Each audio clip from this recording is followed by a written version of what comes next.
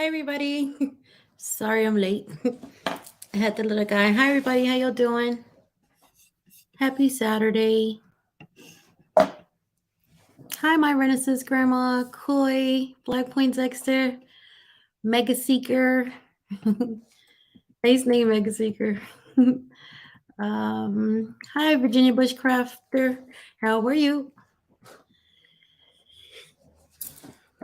How's everybody doing? How's your Saturday? How was your week? How are you dealing with everything that's going on? Hi, guys. How are you? I hope everybody's doing well. Hey, Skilly, Nola, Armel. How's everybody doing? I'm just giving everybody a few minutes to get in before we start. And for Billy and probably Zach, I'm not sure if Zach's gonna show up, but they'll be here in a minute. Hi, Mama, for Lori, how you doing? Hi, Ghetto, what's going on? Hi, Jada Shooter, what's going on? Hi, everybody. I hope you guys are paying attention to what's going on. Yeah, there goes Zach. Hold on 1 second. Hi, Zach. How are you? What's up? I'm good. How are you? How are you? Good.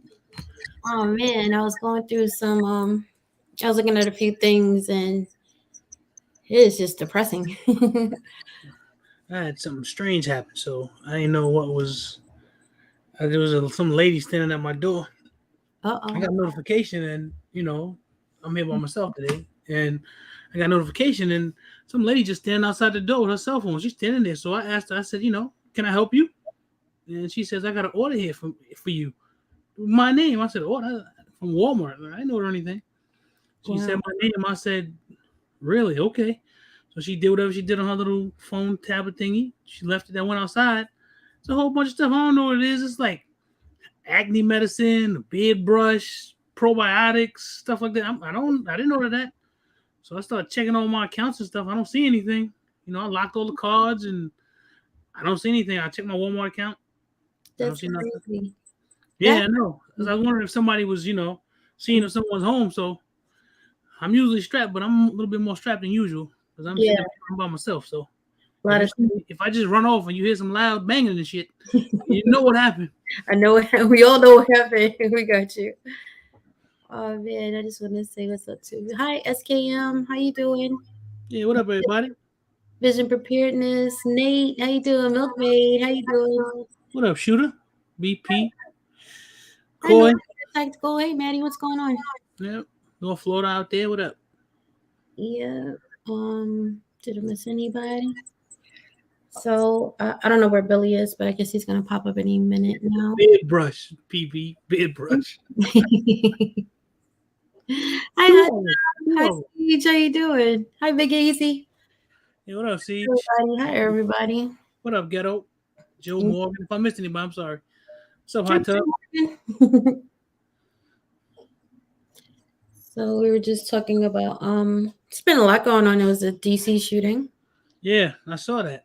right? I actually saw like somebody posted on Instagram like it was supposed to be like an actual video that the guy who did the shooting made while he was aiming down the sights at people. That's what it's supposed to be. It was Wow. from who I consider to be a credible source. He's a big Mhm. name on YouTube. And, he's a big time gun tuber. What up, Billy? But What's it was cracking? weird. What's popping? What's up, man? Oh man, you said a You? big hi, Billy. How are you? Not bad. How you feel? This thing, I'm good. I can't complain. Mm-hmm. You said a big gun tuber? Yeah, he's a big gun tuber. He posts stuff on his like I said, his name is Mr. Guns and Gear. He posted it on his Instagram. And it's Wow. supposed to be the video of the guy who did the shooting in DC. The guy recorded himself aiming down the sights, while he was with his scope trying to Oh, scope it out. you talking Yeah. about the video that says 12 shot? I don't know if it says 12 shot or not. I just know it's a video he posted and it's supposed to be the guy, a video that the shooter took. Whilst he was doing it. Right, while he was aiming at people. North Florida Tactical just posted something. I think it was him. That was I think it was that same angle, that same video. Yeah, because it's sort of going around. You can see the crosshairs and it sort of moves Yeah. around a little bit. Yeah, yeah. I Yeah. saw that on Mr. Guns and Gear first. Well, there's a Mhm. lot. Then you had the fertilizer plant blow up. I didn't see that. Where was that? Isn't it North Carolina? The Weaver? Was it Ooh. or was another one? Yeah. Oh, that's And then not there was good. another one in Atlanta, the General Mills, a plane flew into that one. I didn't hear about that. Well, I didn't hear about that. Yeah, there's a Well, lot you of things. gotta start thinking like Oh, what plan? What major plan? mhm. Sorry. Right. I don't know. I have to go back and look at it, but I was looking Azure. at a couple stuff on the preppers, their channel, and that's where I was getting some of the information about the DC shooter. I was looking at the roaming prepper. He did a Mm-hmm. live, and if you want to go check that out, you should. I'm gonna drop his link in a minute. And he's Okay. also talking about Texas has a preparedness supply sale, preparation supply sale from April 23rd to the 25th Mm-hmm. for all prep items. So if you're in Texas, wherever you are, you should actually look and see if they have something like that going on. Does it extend to online sales in Texas? Yes, I do believe with Amazon, if I'm not mistaken from what he says. Let me drop the link to that so you can go check it out, and Mm-hmm. you can definitely get you some stuff, especially if you're beginning prepping. Mm-hmm. Good place to start, or if you're looking for those big items like the generators. I do Mm-hmm. believe he said something like if they're 3,000, it's a decent percentage off. So you might want to. It's no tax, so go figure. Hot Tub said that plane crashed 2 miles from his house. Right? See? Really? Yeah. Man, Mega Seeker said they had to evacuate 6,500 people or Mhm. under evacuation notice for 3 days. And I didn't hear nothing about that. And I Right. watched the news. They didn't make a big deal about it, You know apparently. what? The news wants you to know what you want to do. Like these people that I'm watching, they're not the news. They're getting information from wherever they're getting it from. Like Mm-hmm. Sage News, he did a live with a first sergeant who's actually on a container ship in Shanghai. Let me drop that link. Y'all should check that out because she's telling you exactly what's going on. She's actually on the container ship, and No, ghetto. I watch a lot of different news. There's independent outlets, the regular outlets too, so I can see the lies. You need to when Yeah. people lie, you got to know the lies. And if yeah, they didn't, Yeah. I And didn't aside know. from that, all these channels, news is news. Right, How they manipulate it is how you perceive it, but right. the news is happening. So you want to watch all of them, everything you can get your eyes to. yeah, Yeah. whatever.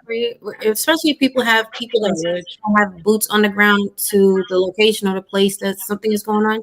You might want to tune on to those people and actually get that perspective. And then if you do watch the news, you can kind of finagle or kind of get a better understanding of what's going on. BP is right. Overseas outlets because I Right. watch That's RT and who is it? Al Jazeera. mm-hmm. I watch a lot of different news outlets, not just the ones from the states, and Hi, not just Ready the ones Mate. on broadcast television. Mm-hmm. There's a lot going on right now. But anyway, from the title of the please check out that Texas emergency preparedness supply sale. Mm-hmm. I do believe you go on Amazon, watch that video from the roaming prepper first, and then hop on because he did mention something about Amazon and taking the tax off if you get something from there. So just do your diligence and do it. I'm sorry I can't do everything. I got a lot going on as well, but Mm-hmm. the more information we get out, sometimes you guys are gonna have to do some of your homework yourself. But at least you know, right? Yes, right. So we're talking about what are we talking about, Billy? What are we talking about? Well, we're talking about normalcy, and oftentimes, all the time, we think things are going to get back to normal. But what happens is the level of normal changes, and by the time we think we're getting back to normal, this is a new normal set that we're getting used to. And how do we start to come to grips with the fact that normal is not a steady place? Normal is not forever because normal is always going to evolve and we're going to evolve with it. And oftentimes we're going to say, damn, I can't wait till it gets back. Guess what? We're already back because we're already there. And the normal is just going with as we are. So when it gets to a certain time in life where we think, all is crazy and destructed, it might be becoming the new normal. We're gonna have to start getting used to a lot of things, or continue to get used to a lot of things that are happening. But now we're faced with some, different playing cards. Some serious reflections of shit hits the fan. And I don't think Not saying any of us know, but when shit hits the fan, it might not just splatter once. Right. It might be already in the roll. It might be already creeping up on us, and that's hopefully what we can discuss today and see how most people are being affected early on in the shit hits the fan scenario. Yeah. If you're a new prepper, I think you should really. Hi, Starduster. How you doing? You should definitely listen to this conversation because if you haven't started prepping or preparing yourself or your family for what's to come, this might make you realize that you need to get into the game and get in there very quickly. Now, Mm-hmm. just imagine we're talking about normal death to normalcy, where you get up, you gas your car up over the weekend for the week, going back to work. You can no longer bank on that because gas prices are crazy. Where you will go shopping once a week or twice a week, depending on how your pay cycle goes, you're now shopping for 3 months in advance or as much as you can to last you, however long that's going to be, right? That changes. You're looking at your shipment supply, your food, your merchandise being in a chokehold where you're used to just hopping on Amazon or whatever website, ordering something and it's at your door between 1 to 3 days, right? 1 to 5 days, whatever it is. That Mm-hmm. that no longer may be an option. You're trying to figure out when is it going to get here, even if it does get here. And we started seeing that a long time ago, where we had to adjust to just wearing a mask, and that was an issue. Can you imagine life where you have to walk around with this just to go outside? Do Mm-hmm. you have this to walk outside and do what you got to do? So when we say death to normalcy, it's already in progress. The things that you did every day is changing drastically. Where you might be middle class and doing well, you're now watching your pennies. You're cutting out all unnecessary expenses. Like you might just cut off your cable and just keep your Wi-Fi and probably pay Hulu versus having cable, right? Mm-hmm. These are all things that are changing in your lifestyle as this shift is going through. Are you prepared for that? Mentally, financially, just in any type of way, spiritually, it doesn't even matter. Are you prepared for this change? We are no longer going to go back to a lifestyle where we're pretty much look at our phone and it does everything for us. It calls people, it orders our food, it schedules appointments, it does everything where we don't even have to remember a phone number. Something as small as that. It's, it's, Mm-hmm. it's funny because I view normal a certain way. Mm-hmm. I view normal as a ever changing, ever evolving organism. That's how I view normal. And I view normal that way because it sort of keeps me from being shocked. And it sort of keeps me from panicking also. Because people say, oh, it was normal, now it's the new normal. Right. I think because and BP just said something because normal is sort of relative in how it moves. So Mm-hmm. I mean, things may change, but I try not to view it as like an abnormality. For me, it makes my mind adjust to it better. So okay, the gas prices went up. That's fine. Prices go up. There's Mm-hmm. no food in the store. It's shocking at first, but sometimes things run out. An ever evolving organism that always changes. Normal still stays normal in my head, but it can shift and it can change. It just Right. makes it easier for me to adapt to it and to overcome when things aren't there or things happen. And that's just my own way that I view it. It makes it easier that way for me to flip that switch and just move on and say, okay, normal's still there. It just looks different now.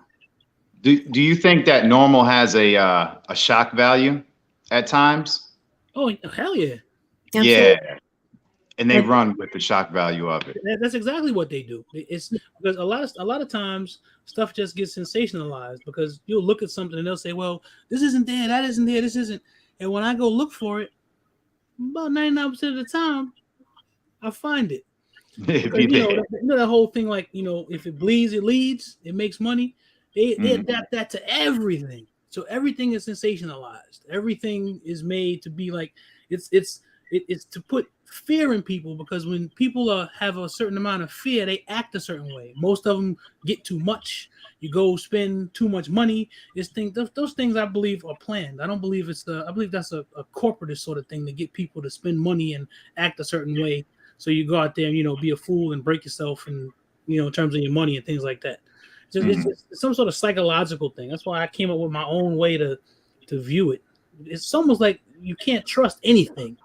That's just it's hard, but it just sort of is that way. That's just how I view it. Normal never left.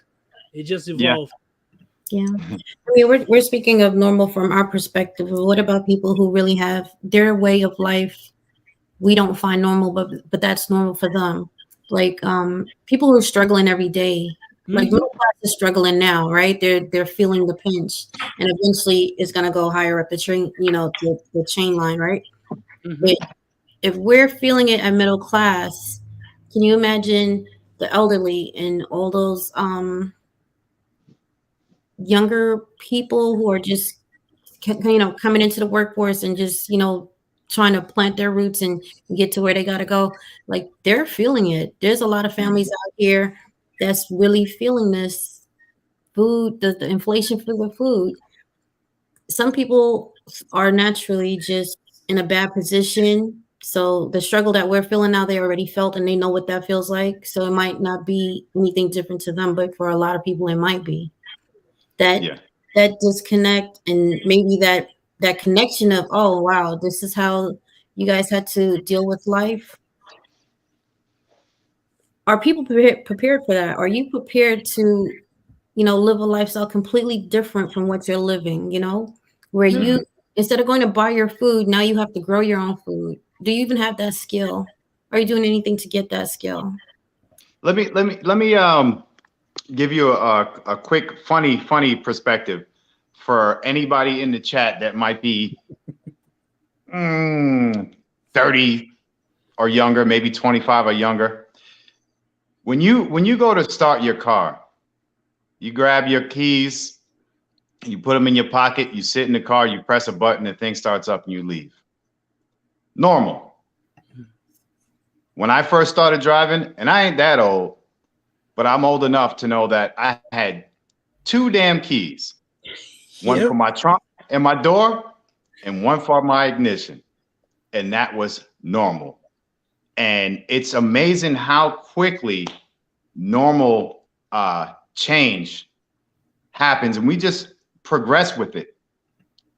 I wonder what that next normal and how soon we're going to have to keep up with the normal trend is going to happen to us. Is it going to be rationing?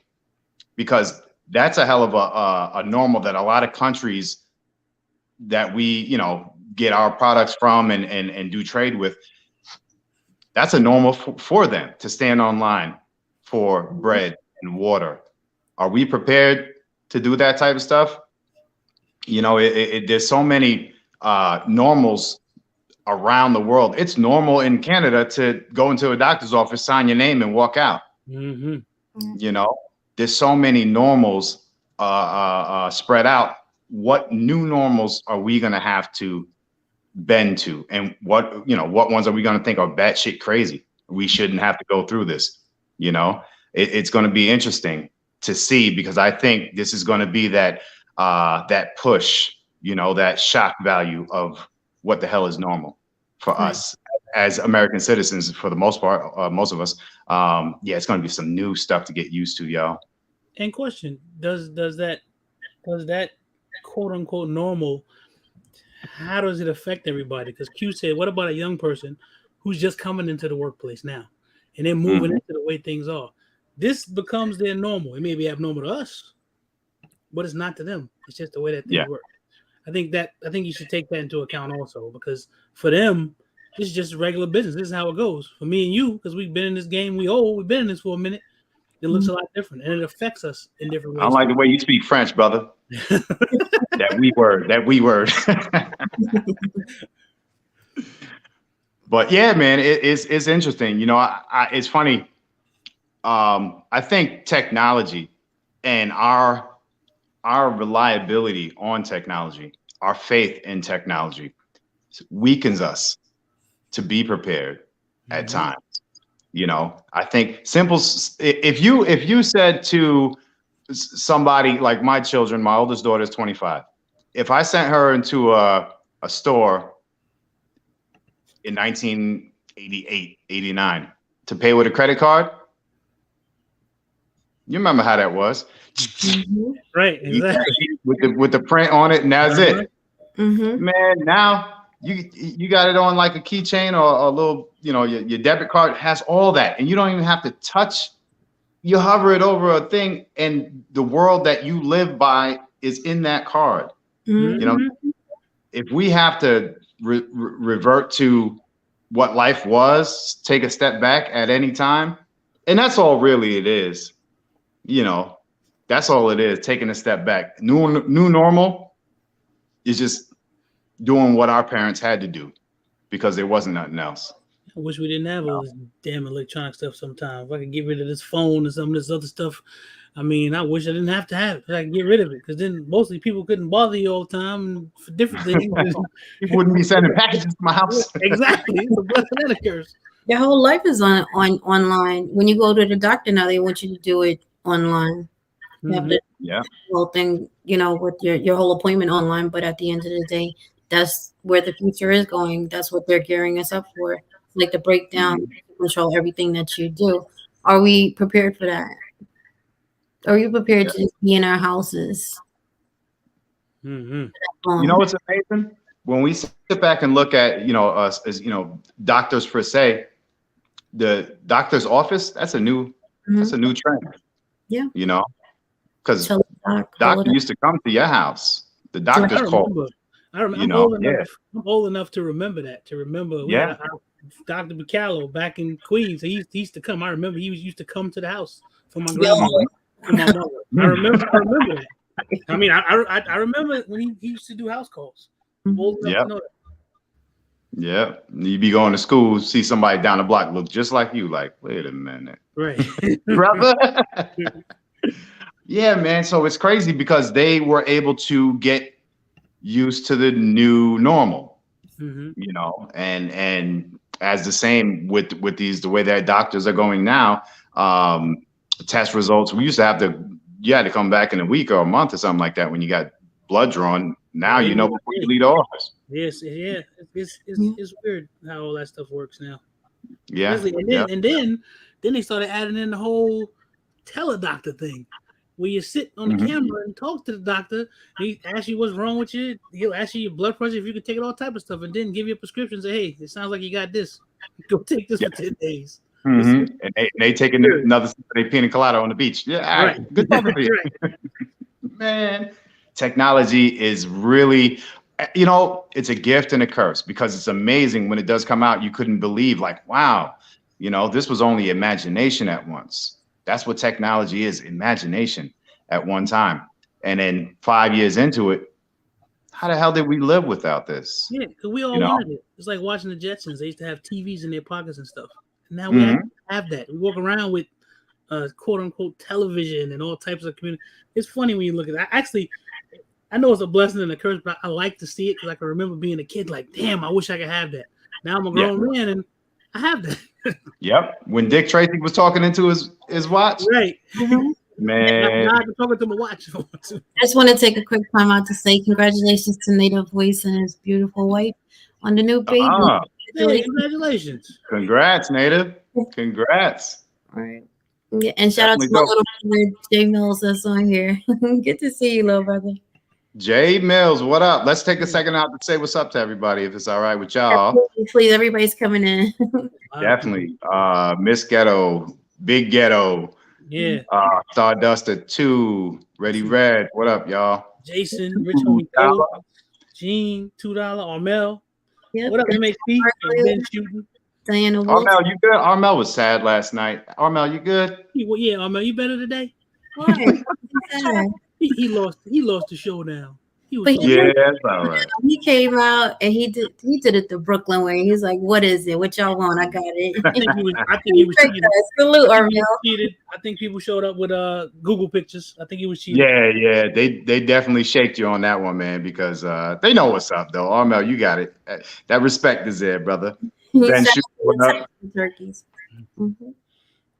He was the Yeah, first one on the scene. He accepted that challenge and he stepped right up to the plate. There's nothing to be sad about. There was a lot of people in that room and they didn't step up, but you did. So hold that down for Brooklyn. ghettos. Yo, why Rich Homie Ghost was like, yeah, you look like Sean Paul. Man, Yeah. darn. But getting Yeah, back to I'm the topic. on my today, ghetto. I'm trying. Mm-mm-mm. Let's see. So just so much things that's going on. If you aren't prepping right now, I hope that you're paying attention. I've been getting a couple phone calls from people and they're asking questions on how to prep. I don't know if anybody else is getting that type of conversations or phone calls. Yeah, And yeah. And I've gotten advice too. That's dope. yeah, When you get that advice, yeah, I think that's great. But again, are we ready for this change? Are you preparing yourself for that change mentally? Because it's already here. It's already started. And it's not going to go back to what you think of, where you could take the kids out to football, basketball, and all that stuff. That's eventually going to change at some point. yeah. That's interesting. That's something that we had spoke about earlier. There's gonna be a point. I'd say I hope not, but there's gonna be a point, y'all, where movie production is gonna slow down, where music production is gonna slow down, where toys are gonna be less distributed. There's going to be a point where you're going to start seeing a shift back outside, a shift to simple, more primitive ways to entertain ourselves and to enjoy life as a family or whatever. And because that other stuff is going to be less available, at some time, it's just not going to be as abundant and easy as it is now. I think it actually has already started doing that. When you look at the major movie theater chains that have shut down, stuff that I thought would be iconic and be around in my life forever. When you look at the way that they stopped production, especially over the last like 2.5 years of everything, and it almost seems like this stuff is not recovering. It's movies that I've been waiting to come out since 2020, and we go on 2 years later, and they still, a lot of them are not being released. And because I remember before, it would be like every week, coming this Friday, and then all of a sudden now all that has just stopped and it hasn't picked back up again. I think we're sort of in that. The music thing I think will be a little bit different because of how with the independent stuff you can sit at home and produce something in your bathroom and put it out and send it out to a bunch of people. But I know what you mean, Billy, because I think especially with like the movies, I think that started already. Yeah. And also forms of just keeping you sane, giving you a chance to unwind and do something outside of your everyday stress, right? Your music, your movies, down to the food that you eat. Like if you're used to steak and lobster and just, being a foodie and that brings you joy, now you're rationed down to eating freeze-dried meals. Are you guys prepared? MREs. Are you prepared for that? Are you getting yourself ready for that? It's like such a big life. Hi, Starduster. How are you? Good. How y'all? Good. You look like Stardust. Look like you about to say. Phone finally, so y'all can hear me okay? Yes. We can hear you. Look, Stardust look like she about to say, Leroy. Okay. Leroy. Y'all see me with the glow? Who's the master? You warmed up yet? Show up. Ghetto says something really interesting. The entertainment industry, I gotta disagree on that, Billy. That's how there's the thought process of reality, and then there's that kind of political conclusion, or conspiracy theory. Sooner or later, all that's going to be gone because the reality will be here. So you can I mean, they'd love to control us, and we are controlled by media and etc.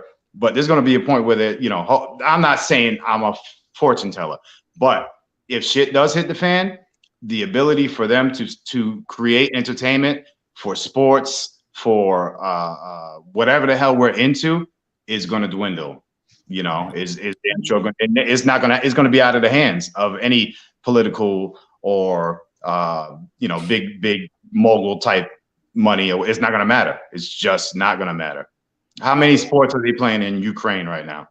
Well, that's what my example for that. What you're saying is this whole thing of people not going to work. See, I don't believe that. I don't believe that a lot of people are not going to work just because they're lazy. I think what has happened is that there is a great awakening in this country because we're trained to be consumers. We're trained to be bots. We're trained to just be the ones who make everything run. We're all the worker bees. That's what we're trained to be.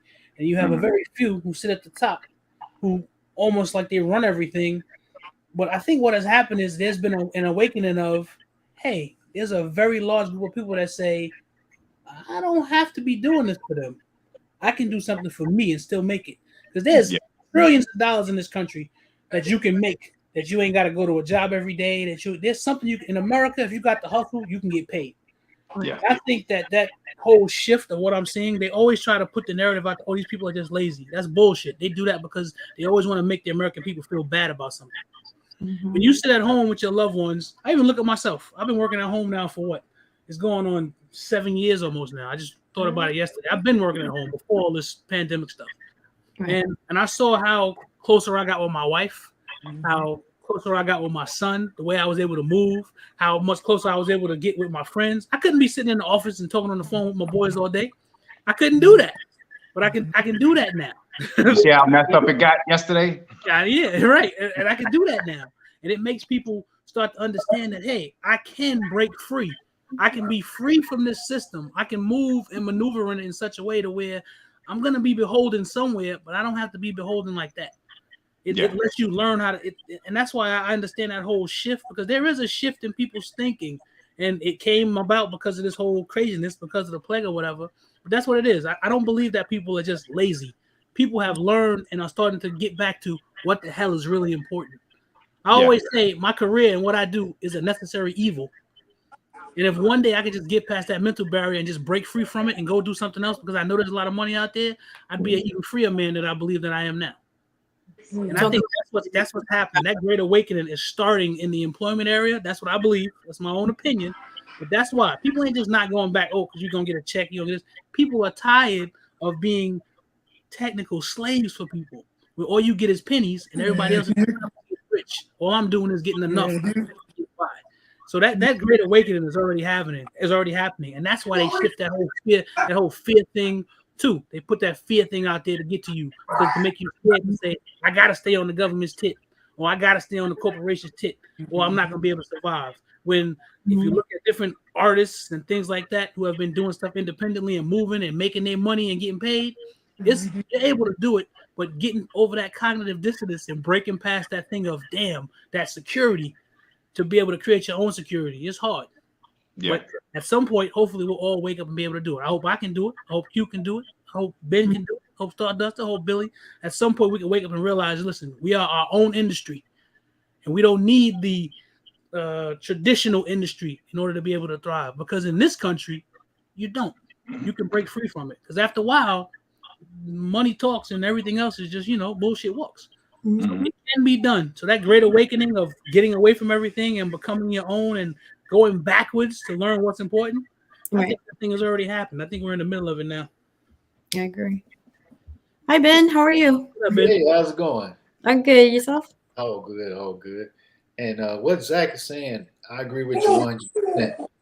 Because at the end of the day, we are waking up saying, I don't need this. Mm-hmm. I don't have to do this.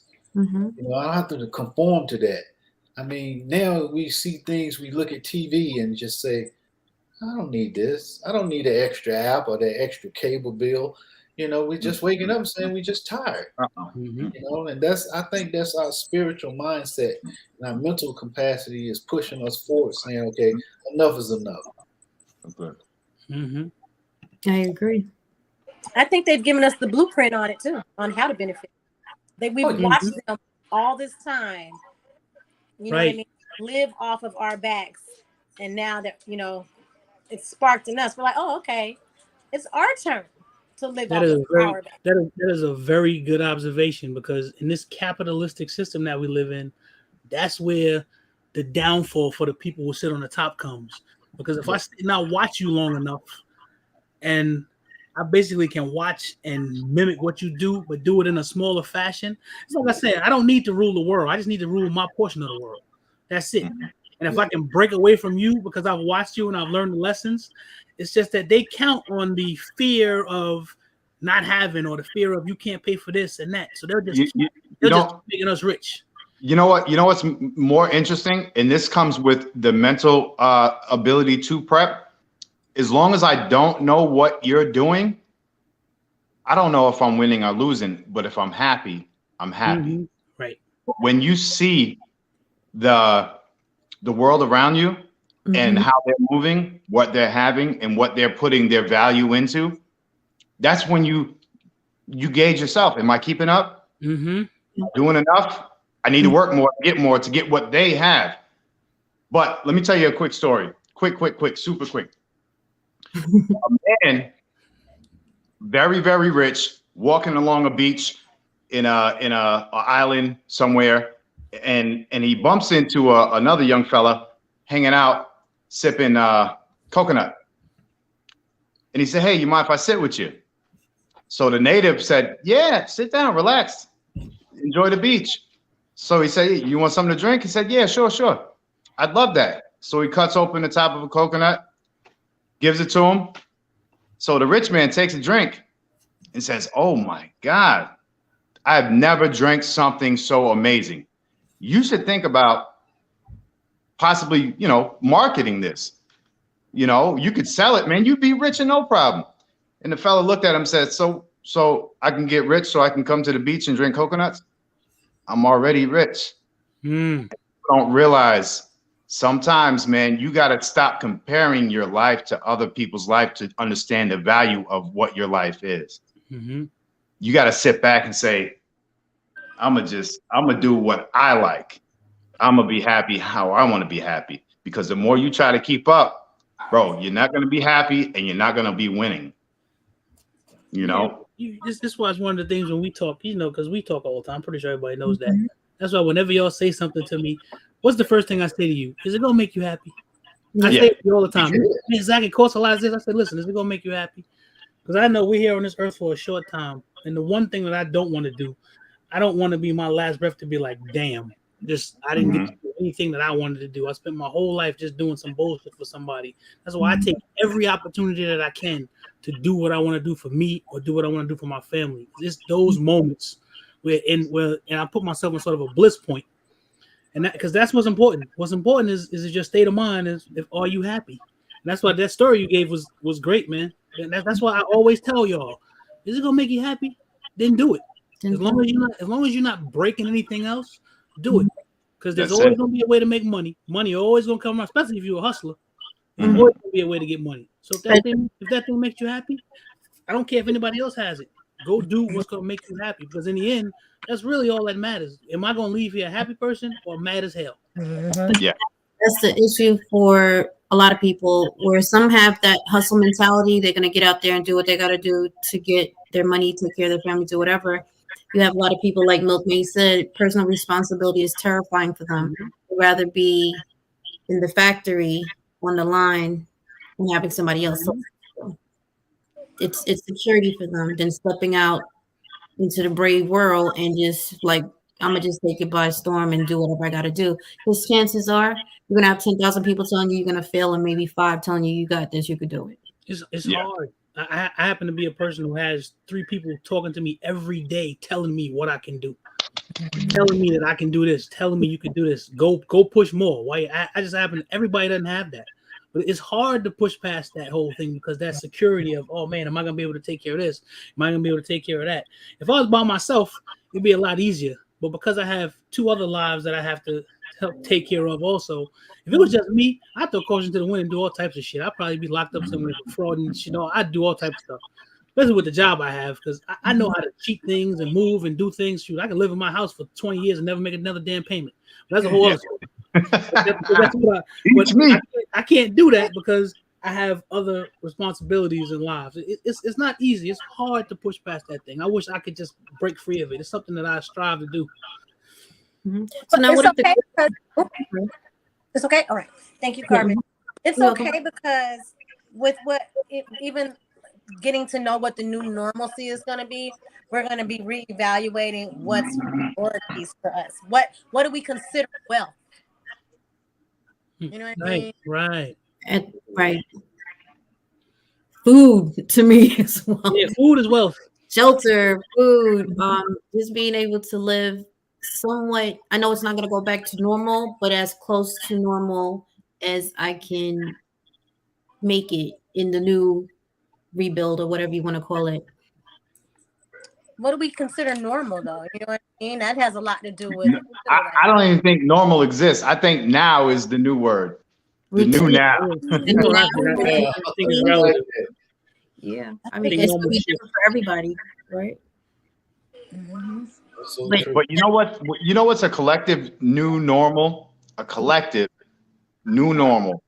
2 years ago, if somebody had a mask on, you think they were batshit crazy. Mm-hmm. Like, what the fuck are you wearing that mask for? Now, somebody don't got a mask on, you be like, where the fuck is your mask? You want to know what's funny That's about the new normal. What's funny about that too is the conditioning of that. Because I don't know, because it happened quick. I've always understood that in Japan, if you're sick and you don't wear a mask, it's considered rude. Yeah, Culture. Right, it's culture, and that's the thing. It's the difference in the culture, and instead of them trying to make that, they use the fear instead of trying to just, because you can do it a different way. You can present something in such a way where people are like, something, I kind of really don't want to do it, but it makes a little bit of sense to me. But they fucked that up so bad that you got everybody fighting over it. That's the problem. Yeah. How did they bring a mask, a piece of cloth, into a political arena? That's fucking weird. It's all other countries, Japan, Korea, they do it Hong Kong. They wear them seasonal because of the the hair and stuff like that. Yeah. And they just brought it over here and just try to get on the bandwagon and push it like they always do. And you know what's wild? Another play into it, and this is how, and I hate saying stuff like this, but I don't know. I'm just saying this is how weak society is that we take those rules and regulations and the policies and political aspects and all of a sudden we're like, fuck that, I'm putting sparkles on my shit. I want my motherfucking name across my where the fuck did we go wrong? Now it's weird because shit became a business. Now you can go get some sparkly mask with your name on it and all kinds of birthday party masks. It's like, how did this get manipulated so quick and catch on in so many different directions? That's capitalism, man. The little girl next door to me, when the whole pandemic thing started, she's a seamstress and she makes stuff. She started selling masks like almost immediately when they said they had to have them. She had a booming business right next door to me because I bought masks from her. I was making them too. Right. That's the beauty of humans. You have the potential to take nothing and get into something. Creativity. Are we getting into that? Are we tapping into this? Because most of our lives, everything is. Oh yeah. This. Yeah. What happened when Facebook and Instagram went down for a day? People were going batshit crazy. Yeah. Mm-hmm. They didn't know what the hell to do. Now, with saying that, if the grid go down, because this is a new way of socializing, we go into each other's lives. This is what we do. Now, if that grid goes down, are people prepared for that? What I've been doing, I've just been buying a bunch of books, coloring books, books on the net, anything that's going to help me have time, crossword puzzles, cards, Uno decks. Uno. Mm-hmm. Mm-hmm. I agree with you because what's so scary about it? How many people here remember where MySpace disappeared? As far as I know, it's still around. Yeah. How many people remember this? Is Vine still out there? I don't know. I never use it. Yeah, that's what I'm saying. So these things pop up and come and go. So we got to be prepared. See, I think what ends up happening is because there's a phrase that we use all the time about, we say this, this is just YouTube. And I look at that from a little bit of a different standpoint. I used to be a gamer. I used to play this game called World of Warcraft. I did it for 8 years straight. And this is where I learned about the psychology of a medium that bridges distance and space and time. Because we used to sit on these things called Ventrilo or TeamSpeak, and we would be playing the game. We could be in different parts of the virtual world doing different things, but we were talking. We were sharing different things. We were sharing different ideas, different emotions, different things like that. Because what makes a relationship and brings people together is not proximity. It's actually the sharing of ideas, emotions, things like that. It's like I have 3 good friends. We live in all different states, but we share so much in terms of family and personal things and things like that. That's why social media is so dangerous, because it's a place where you can share your feelings and emotions with people that are thousands of miles away. And people say, "Oh, it's just a YouTube relationship." No, it goes past that. Psychologically, it's not. That's why you see people go crazy. We'll look at them like, "Why are you acting crazy like that?" See, BP played for 17 years. And you get to understand how a medium can bridge a specific gap, especially if you're interacting in a certain way. Mm-hmm. And that's what's interesting? That's what makes social media a blessing and a curse all at the same time. When I was maybe second or third grader, most of us probably went through this. You sit down in school and you wrote a letter, and your teacher said, "Okay, we're going to be sending out our pen pal." I remember that. Yeah, and mine was in Russia. Wrote the letter, learned how to fill out da da da. That was the first real social media contact of what you're saying. That that was the first actual across the world response. If you didn't have that as regular, that was meeting somebody that you don't know. And the medium was the postal service. Yep. Now it's just that it's faster. It's YouTube. I can pick up my phone. I can talk to people. They can talk back to me. I can send a text in real time. We can have this stuff. Before it was real time too. It's just that it took a longer time. It took or to come back and get something. But it's still the same. If you go backwards and you look, and all of that stuff equals to each other. Like he's calling it social engineering. I don't know if it's social engineering. People have this inherent thing to it. We want to connect. You want to have friends. You don't just want to be by yourself. And if there's something that can bridge that gap, even if this person is thousands of miles away, and I need to have that and I want to have it, I'm going to find a way to do it. I think it's really just human nature. I don't know if it's engineering or not. Human nature is to have friends and be with other people. And if I can find a way to do it, even if I can't be there, because I need that interaction, I need those emotions and those feelings, I need to be able to relate to somebody, I'm going to find a way to do it. I'm going to do it. Like me and my wife, we live far apart. I have a long distance relationship. She wasn't here. I did everything I could to be close to her until I was able to get next to her. Yeah. She was my wife long before I said I do. Yeah. And guys out there who really want to be honest with themselves understand exactly what I just said. It ain't about Now, had us go through the whole pandemic where there was no social interaction, where you were kind of conditioned to stay away from everybody. Even family members. If you had a death in the family, you weren't able to attend or grieve, or if someone was sick in the hospital, you couldn't go visit. It was a deconstruct, right? Now, so shift is sliding in, right? And now you're gonna need a community of people.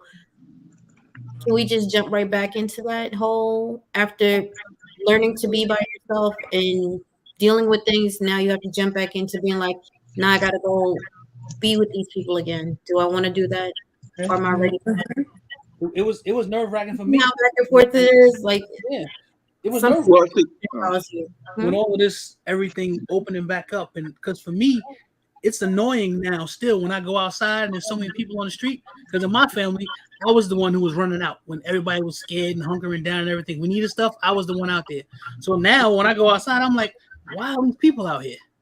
They're supposed to be in the house. I'm supposed to be out here running these streets. And I have to get used to being around these people again. It's funny because psychologically it affected me too. Because I was on real lockdown for 2 years. I don't know what everybody else did. I was locked down. We didn't go out. This was culture shock for all of us. Yeah. Yeah, It was it literal was crazy. culture shock. So PTSD. for it to come back to normal, when I look at things now, I'm like, it has some sort of right, like PTSD. It has some sort of effect on you, and I'm just starting to try to get used to it now because it did affect me when we first started going back out. Does anybody have an issue with this? Sorry, Skilly, I'm gonna say this, but I'm gonna ask you first, Skilly.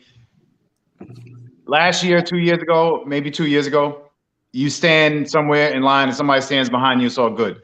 And now, if they are like within 3 feet, you're like, yo, what the fuck are you so close to me for, right? Turn an angle. Skilly, you go through that, Skilly? Breathing on my neck. It's the distrust, right? Like they told us to distrust each other. Now it's like, oh, get back out there and you guys got to live together and get through all of this stuff because you need a community or a mag, whatever you're going to choose to do to deal with whatever hits the fan, right? Now you just have this distrust of everybody because you're like, it's shift. I don't know if you're sick. The birds, everybody's sick. You're like, what do you do? Stay in, bug in. At one point, everybody was bugging out. Now everybody's bugging in. Yeah. and then especially in cold state, when it's cold, like you got to really be careful. Like here in Michigan, when it get cold and somebody cough, Yep. you're like, whoa, hold on. You don't know what it is. Chip, what you got going on? You got the Ronas over there. You just got to go. I don't know. I get like that. I'm not scared of people, but it made you think. It's like I remember standing in lines, being big crowded places. I didn't care. Now one little old lady standing behind me, standing in front of me. I'm trying to make sure that I'm not invading her space. The person behind me, it causes you to think. I'm like, hopefully I'm not too close to her. Then the person behind me, I look behind. Hey, why are you on my back like that? My wife, she the worst at that. She still, hey, listen, you too close. Back away.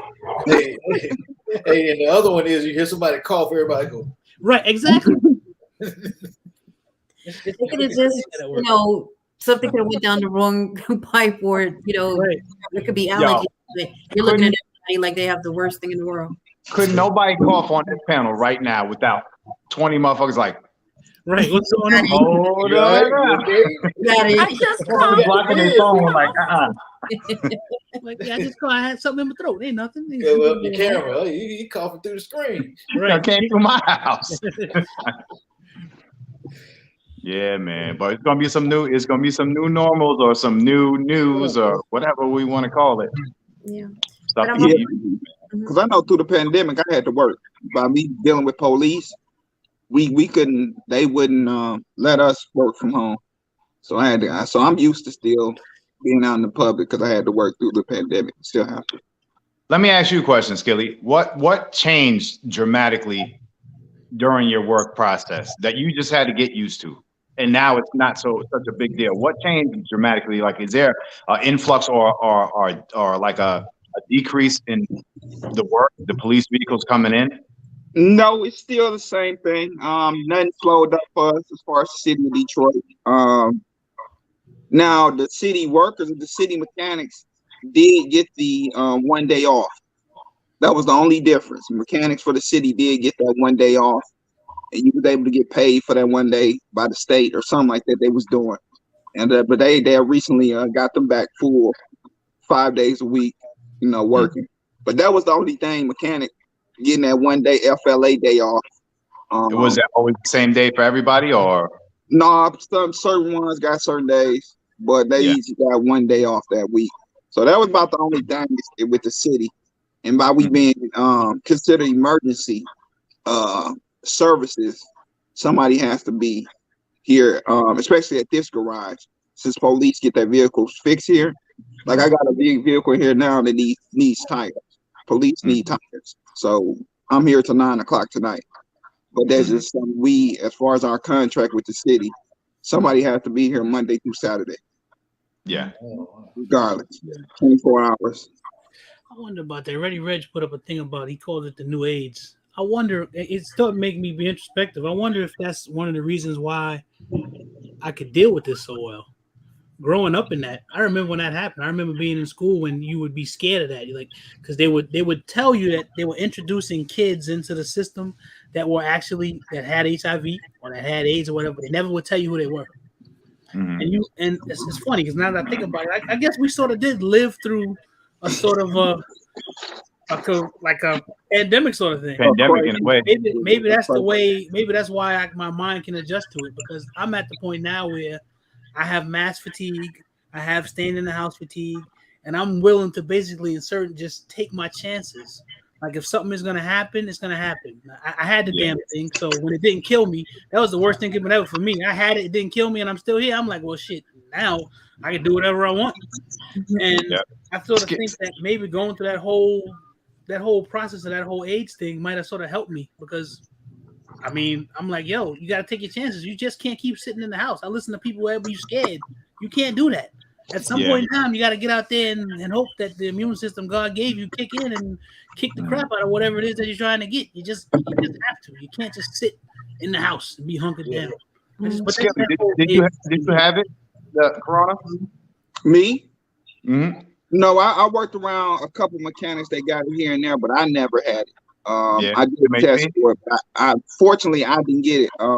I've been in cars with guys that had the COVID for the city. Did not know until a couple days later, but I've been fortunate. Even though I've been around it, I have not caught it. Mm-hmm. MHP, have you dealt with it?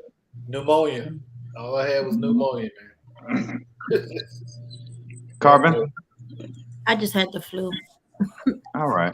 You know, it's crazy because, Zach, the way you say that, I remember you and I had a conversation, and I was standing in the wind like you were like, fucking let's get it on. Let's get it over with. I couldn't catch it. Like I was trying to catch it. It's weird. I don't want to sound like I'm, defiant. I was like, let's do it. Let's go. So I could go ahead and get the shit out, out my way. Yep. I don't know where the fucking, I can't catch the shit. I don't know. But same way. Asymptomatic. You might have been a super carrier. But you know what? That could be too. When I was growing up, I noticed something that you could catch, but they couldn't have no cure to stop it or anything. That was chicken pox. Still. I mean, chicken pox was so vast, spreading faster than the COVID. Yeah. Yep, I had that. Everybody was like, wait a minute. If they can control chicken pox and they can't do nothing to COVID, what's going on here? Hi, baby. I think how you doing, Carbon? What's up, fam? I think that whole COVID thing was a biological weapon. I think they created that shit anyway. Yeah, what's cracking? They made it. Yeah. Smallpox, quilt, Tuskegee Airmen. This is normal. I look at it, this whole pandemic thing, I look at it, I'm 60 plus years old. I look at it as a kind of a blessing because it was kind of like a forced reset. And Zach was talking about some of the repercussions of that forced reset. It woke up a lot of people up to a lot of different, things that were going on. The kind of illusion of control that the government has, a lot of the illusion of, our dependency on this, that, and the other, a lot of illusions on, I know for me, personal relationships. I had a long-term relationship that you start looking around saying, am I really, satisfied with this? I'm like living with this person who, and a lot of people went through that, for the pros and for the cons. So it kind of woke a lot of people up to trying to find and do things that make them not, I don't like to use that term happiness, because I had a mentor that said happiness is on sale at the nearest, grocery store or mall. But does it satisfy you? Does it make you feel, feel good about what your situation is? Does it, just make you, feel good? No, happiness is transitory. But, I think this whole pandemic thing just kind of reset and refocus. So it's like, for me, it's like I need to do things to make me more self-sufficient, to make me more prepared for, future self-sufficient, to counteract those situations, to interact with people who make me feel, good about myself and the community at large, and wanting to go out and reach and help others. So I think it's been a definite positive to see that you're not the only one out here who thinks a certain way or feels a certain way, or have things that, make you feel good about yourself and bring you joy. I like that word term better, joy, rather than happiness, because happiness is like, but joy is deeper. Joy is It's soul. inside. Right. Exactly. It's not put in you by going to the store and buying something. Because as soon as you buy this, it's like, damn, now that's old. Now I gotta buy something else. I gotta buy this. That's I true. gotta buy this. I gotta buy this. So that's Momentary. joy that comes from the inside. Nobody can take your joy unless you let them. So that's just my thoughts on the whole thing. And I think for me, I like Fannie Lou Hamer, what she said. She said she got to the point to where she was sick and tired of being sick and tired. I think a lot of people have gotten to that point. A lot of different reasons, a lot of different, things that have gone on over the last 2 years. So now they're just like, okay, how can I get out of this, hole and do for myself? So that's just my thoughts.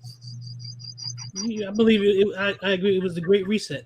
Yeah, it is like a great reset. You just see it. That's how it feels. That's the feeling I get from this whole thing when you look at it, from afar. See, like it's just more people are coming on board with prepping, getting firearms and things like that. But the more we have conversations, even if they're in little pockets in different sectors all over YouTube, it's hoping that you reach somebody each day. When you think of shift and how things can go wrong, or WROL, right? Mm-hmm. Are you pressed for a bunch of marauders? Somebody in the chat said, I'm just going to go out and maraud, right? Yeah. Are you prepared to deal with a bunch of marauders if you don't have a firearm? I mean, I don't think you are if you don't have a firearm. No. Right. Where I want people to start thinking, like, you have to look at what's going on. And when you sit in chats and you see how people are talking and what can happen and what if, these what ifs are very important at this point in time, because this hasn't gone on before to this extent. This is kind of like a little bit new to a lot of people, right? Unless you were in the military and you saw it all over other places, majority of people really have to pay attention to what's going on and prepare themselves in that aspect. What if I don't have food? Now, do I become one of those marauders where, what if I did come up on a community that's well armed and they lay me right the hell on down because I'm not prepared? Or would you rather get prepared now so you don't have to do that?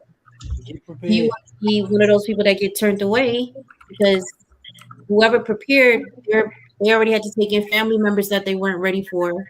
Their food supply is on a lifeline. They can't afford you. Do you want to be the person that's being turned away? Do you want to be the person that's without the firearm or the ability to make your own food, grow your own food? People really need to sit down and pay attention to what's going on and get into prepping. You can hop on any YouTube live. There's people showing you how to do bug out bags. There's people showing you what items you should get, where to get them, why you need them, how to do so many different things. People got to get on board. And I think have conversations like this, it makes them think. Like sometimes you got to get into somebody's head and let them see it from a different point. Where you're used to calling police, fire, the dog catcher, if the dog in your yard running around, or the wild animal, you're not going to have that option. You got to deal with it. You have to become self-sufficient at this point. You cannot depend on anybody else but yourself and maybe your community or MAG if that's what you have.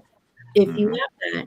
And you don't get a community or MAG if you're not out here among people that are doing the same thing or not talking to people to do the same thing.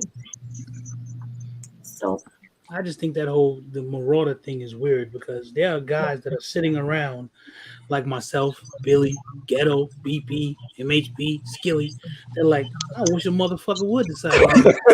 All this stuff I've been shooting at. I'm not with that.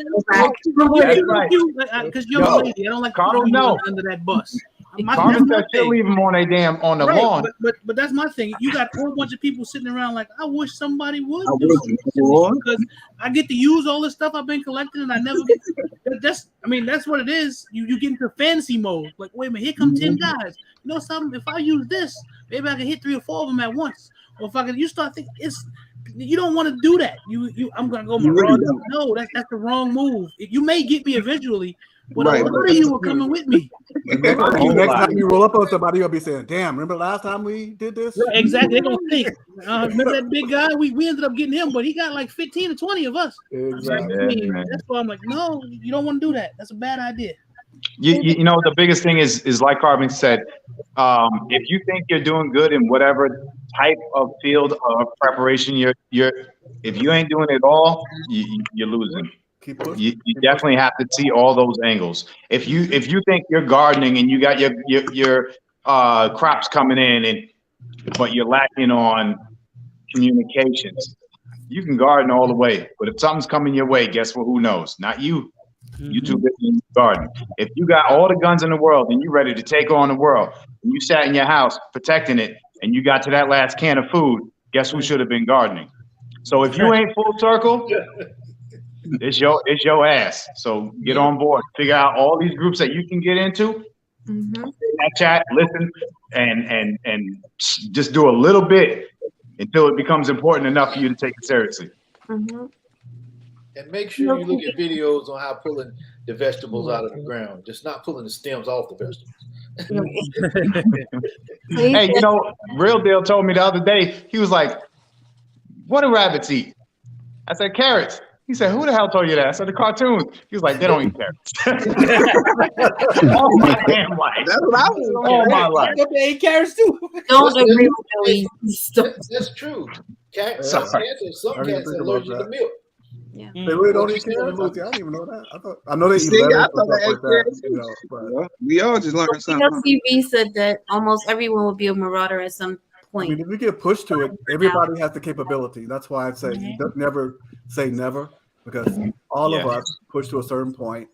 Yeah. Anything. That's why I don't use that term normal, because we can all, given the right circumstance, do a whole bunch of things that nobody ever thought, you know, they Thought we would do. Yeah. Anybody. Mm-hmm. So, What up, Ghetto? And it's crazy because all the talk we talk, What's up, fellas, ladies? we all still gonna fall back into that, you know, all right, chat's over, no more survival talk. Baby, let's go to dinner. Yo, let's go to the range and waste this ammo. It's a reality. We're human, that's what but take a little piece of it each time. Right, Ghetto? Yes, sir. You're looking like a G today. I'm gonna start setting my chair sideways like I know, right? You know what? He got his own roadblock. He has his own roadblock. He do it everything. Coming a certain way. Got the picture. You know what? You know why I do it though? Is because I still got vanity over my eye. It's like when I'm looking up here like straight, my eye be over here, and I don't like that. I don't like people seeing me like that. So it's like I just do a little frame. You know, all So the y'all angles, yeah, it's more a vanity thing, you know. But thanks for noticing. I do feel fly today. Just saying. So, and if you smoke cigarettes, I'm gonna tell you like this. I look like a bum over here, but look, hey, look, man, look. I knew you were rolling up something. In the state of Oregon, it cost me $110 for a carton of cigarettes. What? Me and my wife was spending over $600 just to have a cigarette habit. Woo. Right here, we paying $100 a month, and we good. It's worth it. I think you should stop smoking. I agree. He was sitting in that chair. I said he rolling up something. Look at Billy. Look, there you go. Oh, cuzzo, look at this one now. You need to up your rolling game, man. I do one at a time. I look like that do 10. Look, this is electric. Bam! It does it all. Bam. Yeah, I see that. Wow. I'm too lazy to be cranking. Hey, that's not a spade, man. That's something. Hey, that is good. Hey. He got the electrical feeling. Did you hear it now? It made noise and everything. He's backed up, man. He's ready to, you know, trade and barter. Yeah, bargain.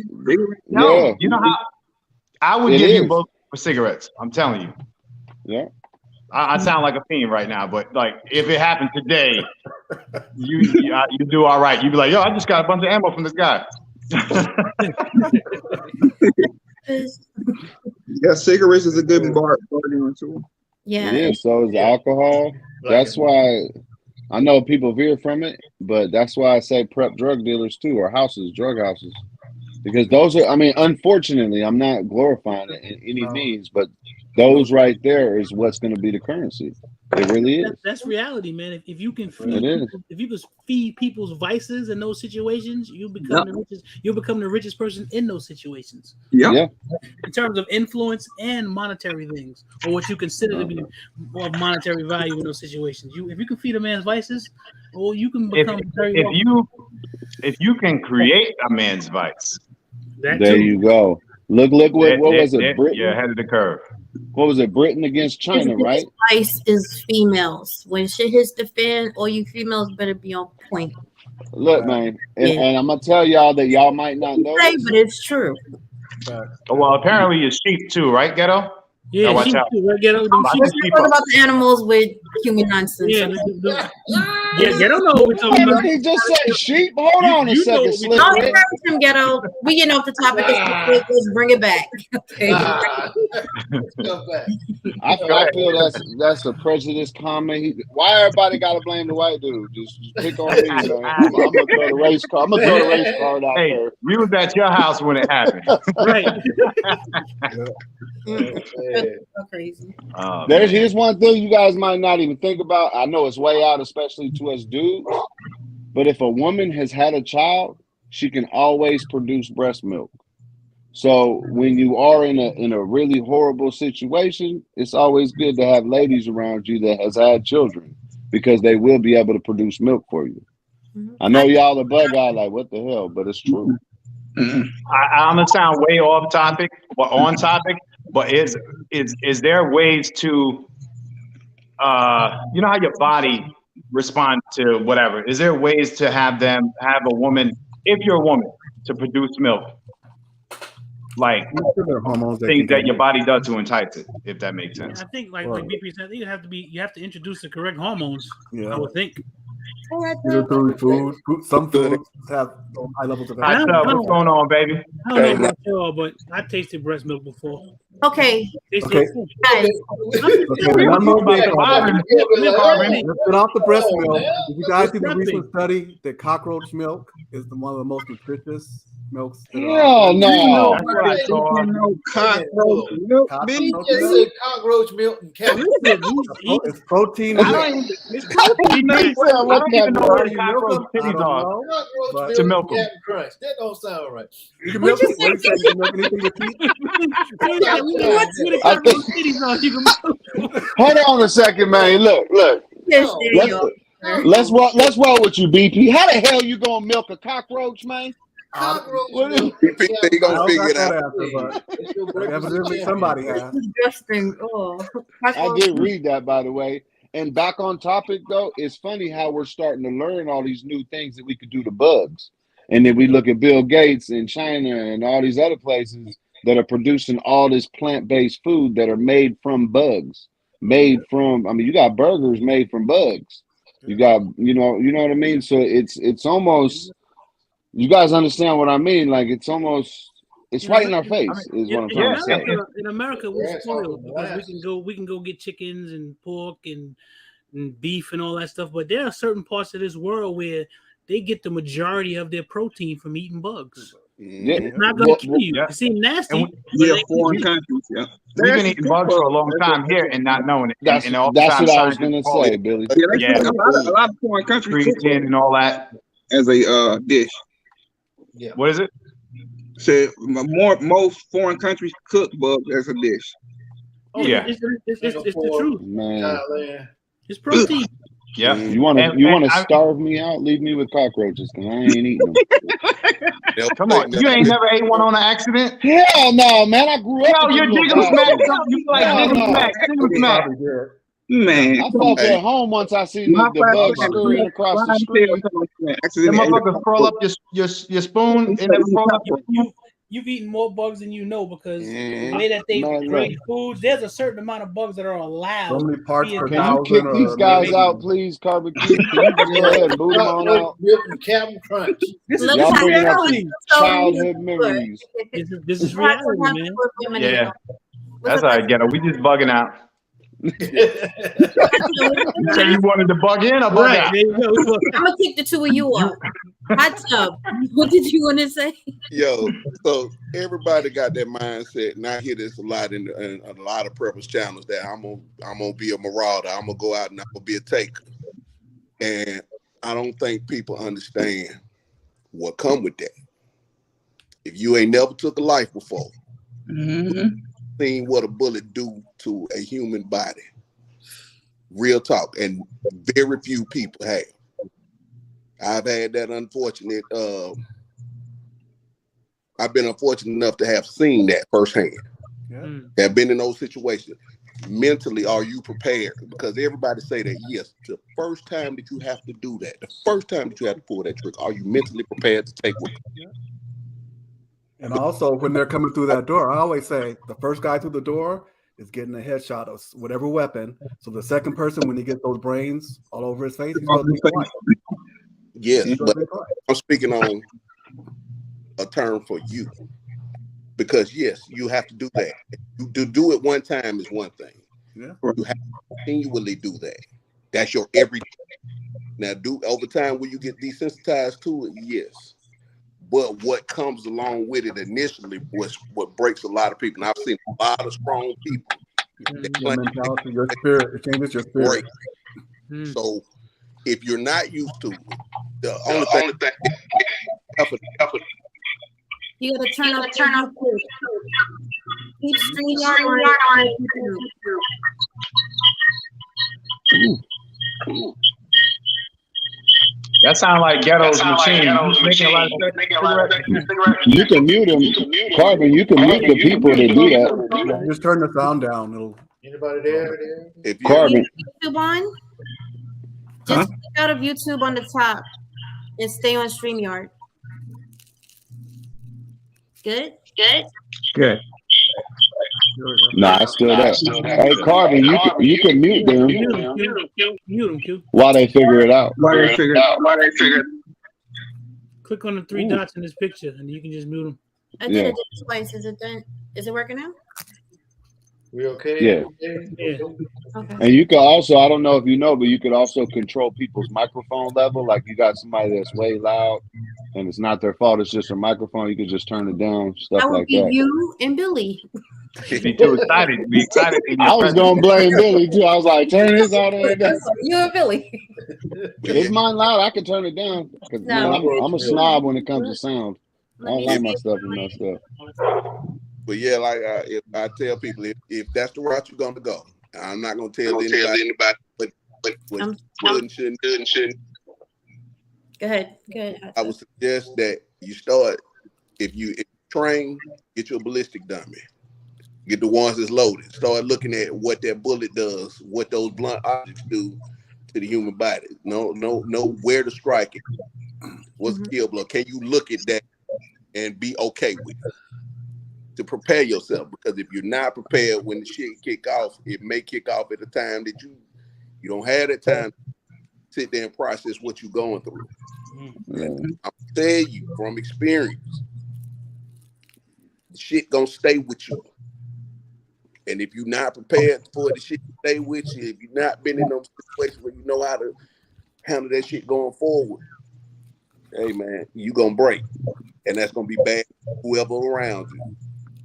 Yeah, some things you just can't prepare for, even if it's on a dummy or whatnot. But it'll give you a better idea. You're right. But it'll give you the idea. Yeah.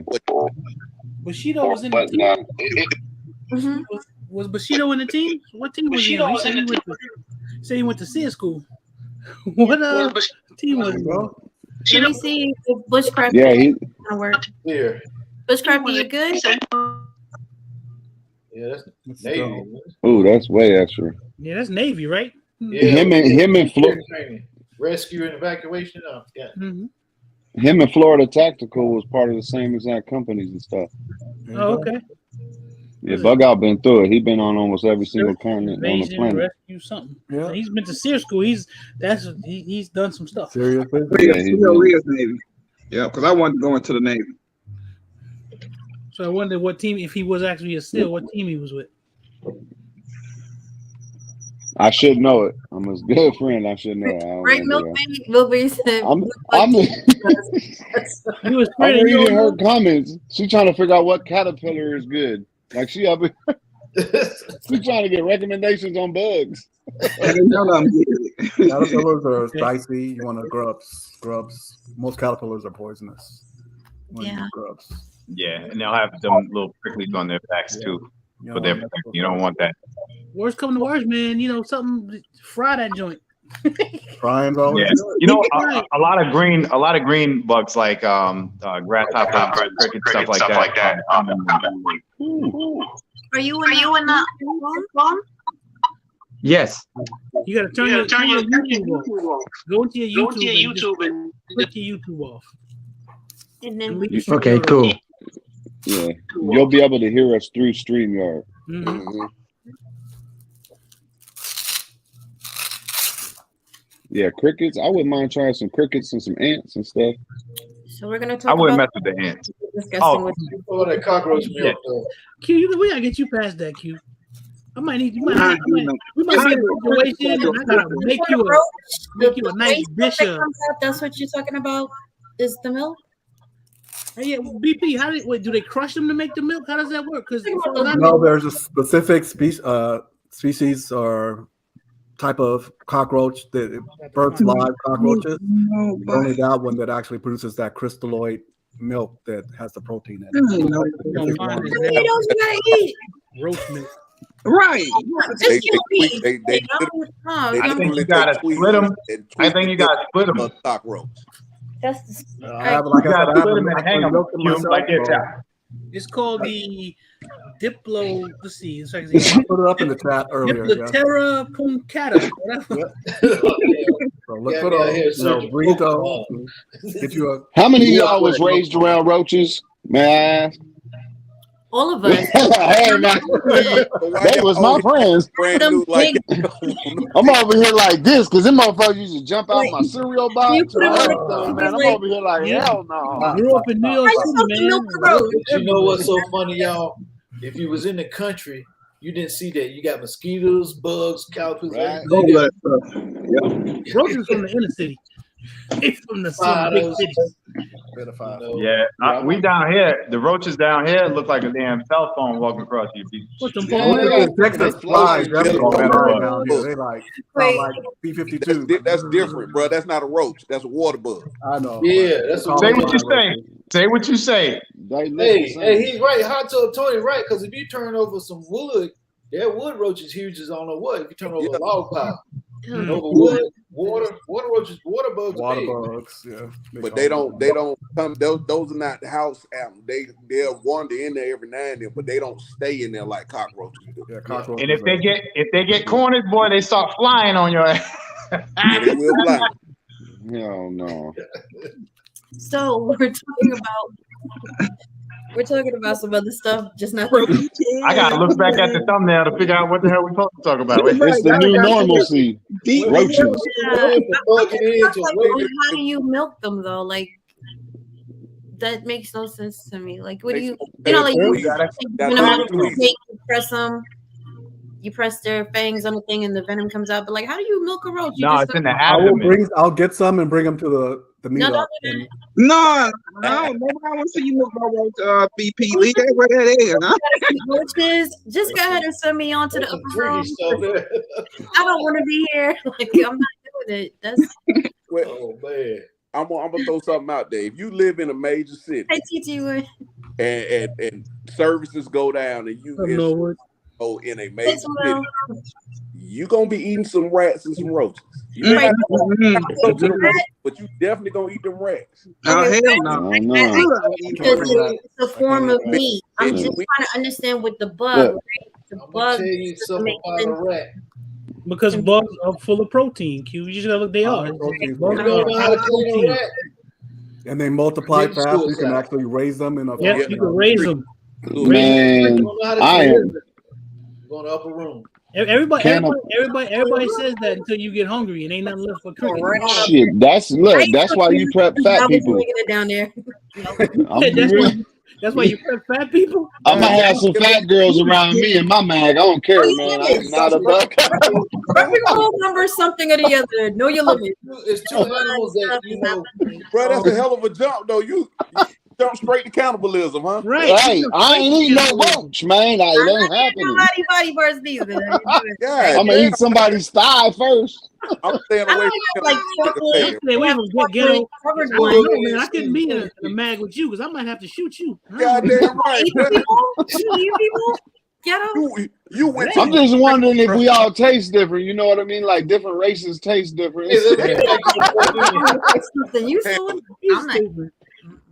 Oh wow. We talking about eating people now. Lord have mercy. Can we not talk about eating people? I think we have lost all humanity at that point. We should just Roach meat to eat. It's over. It's done if we get to that point. Peanut butter and toe jam. I don't want to be a whole bunch of people eating people. When we resort to cannibalism, just don't take me up out of here, bro. It's done. I agree with that one. Yeah, but that's why we prep up, though. That's why we prep up, is so we don't have to eat the bugs. We don't have to eat the people. You know what I mean? Like if you can get yourself like at least a year or two of food and water, that gives you enough time to grow enough food to keep being sustainable every single year, even regardless of the weather. You know what I mean? Because to me, if you ask me, the weather is really what's going to crack it off for all of us. And that's just my personal opinion. Krakatoa just started going off yesterday again. If anybody knows the history on Krakatoa in Indonesia. But and there's a whole lot of volcanoes. Sorry, Carvin. All through that region, the others. I don't know what Krakatoa is. I believe that The volcano in Indonesia. Because we make light of the whole bug thing, but I believe that there needs to be a switch in your mind that you need to be able to flip to say, hey, if I gotta eat this bug in order to make it to the next day, I gotta do it. Just on a serious note. Exactly. Nobody wants to do it. But there has to be a switch in your mind that says, listen, because I don't just believe in survival. I believe in prevailing. And I learned that from a Navy SEAL. When they train, they don't just train to survive. They train to prevail, which means you survive and you win. He taught me that. And he taught me that during a training class because I was having a hard time in that class. I'm a big guy. It was hot as hell. And I was having a hard time. And he was like, I'm going to give you some mental things to get you through this. And he did. So that's my thing. So to train to prevail is greater than training to survive. So, and that means if I gotta eat a bug, I'm gonna win, damn it. I don't care if I gotta eat a bug, if I gotta eat a rat, I just gotta do what I gotta do because I gotta make it to the next day. I gotta be here. Right. I have things I gotta do. And that's just how you get on a serious note. You have to be able to flip that switch in your mind. Yeah. But I agree with you, just like what Hot Tip said. On that, but can somebody just send me the motivation for the bugs because my switch is still off with that. I'm gonna find something cute. I'm gonna find something. One thing I wanted to talk about real quick. He mentioned, the volcanoes in Indonesia. That's a serious thing that's going on. It's happened before where we've had winters because those put particles high into the atmosphere, increase the albedo effect or reflectivity of the Earth, and those create winters, longer winters, harsher winters. So if you're in an area that's already cold and has a limited growing season, that limits that even more. So my question is, you talk about new normals. If we get into a situation where, like previously, I think 1918, somewhere around there was like 2 or 3 years where worldwide crops were reduced drastically, starting privations. Are you guys ready to handle that? And then maybe having to move further south to another area. How many people are prepared? Have vehicles they could pack up, know where to go, how to. I myself wouldn't be here if it wasn't because of Mount St. Helens. Sorry if I cut you off, BP. No, that's true. Because I was actually born. My mama and daddy was stuck in their house for months because there was so much ash all over the Willamette Valley that they were stuck in their house. They couldn't even go out of the house. I mean, there's feet of ash just all over Portland, all over everything. So that's why I say I'm here. I was born 9 months after, so they was busy. You know what poor people do when they ain't got nothing to do. But it's a real threat, and I mean, there's so many threats. And I wanted to touch on the bug stuff.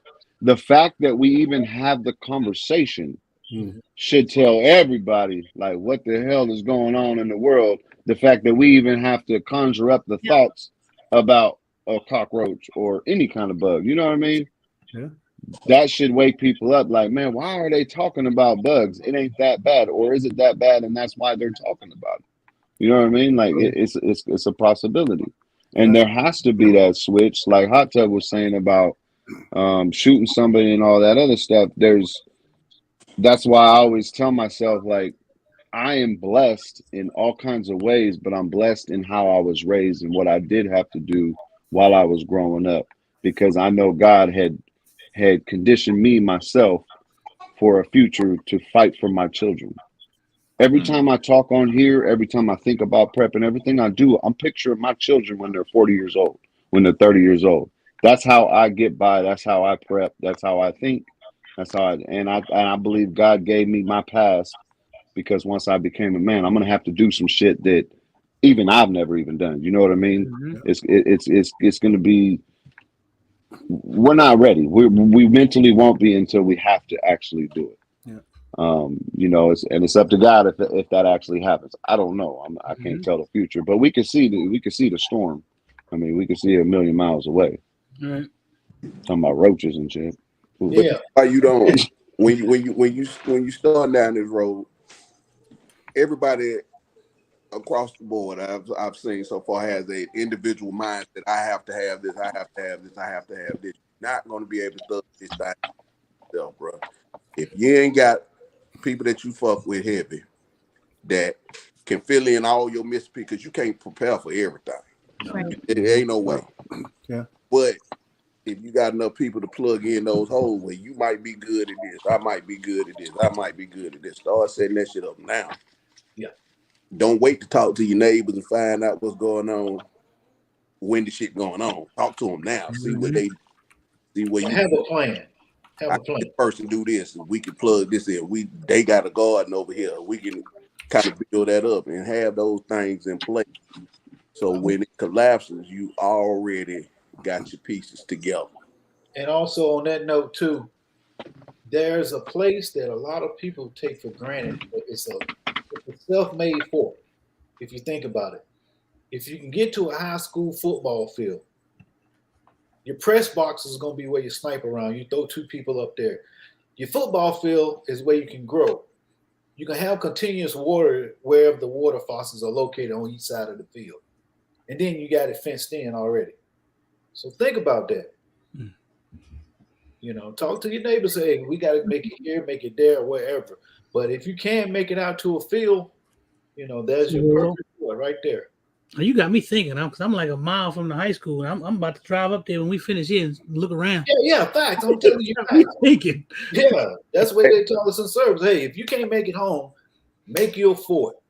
You know, you got east or west or north or south or whatever those press boxes on each side of the field, up in them stadium and bleachers, put your snipers. Wow. Think about that. You see what Lady Smith said? Wow. That's simple. When you're trying to survive, man, you're trying to live, and you not just survive, you're trying to make it to the next day. People do what you have to do. Yeah. A lot of people do. I mean, you end up doing some stuff that I never thought I would do that, but I did it because I felt I had to, because I was going to make it to the next day. That whole survival of the fittest, that stuff starts to kick in, man. You start doing things you never thought you would do, even just in what you would consider desperate situations. We've been there, but man, I would never do that. A desperate situation come up, well, damn, I got to do that. Right.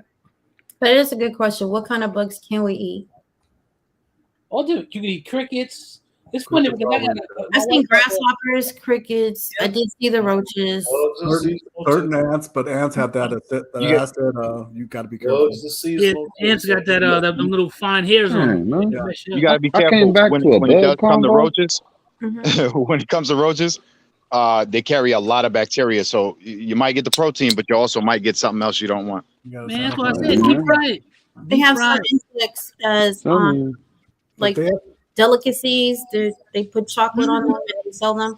I know they said grasshoppers. Crickets. Yeah, it's easy to eat a grasshopper too. All you got to do is pull their head off, and it brings out all the trails, all the entrails. If you watch like different, if you really want to learn about that stuff, YouTube is has that stuff in abundance. You got guys who travel all over the world. Like they'll go to Mexico and they'll be in a bug market, or they'll be in Africa in a bug market, and they'll tell you the names of the bugs and stuff like that and stuff. Like in and they thrive with it. Like what? In tequila? Mm-hmm. Oh, you talking about that worm? Away every day. Yeah, that worm will jack you up. Don't got drink. to Don't deal eat with a scorpion in that mug too. Yeah, there's all that stuff is out there. Just look it up and do search. Just look up food grade crickets. There's like Yep. 15 different types.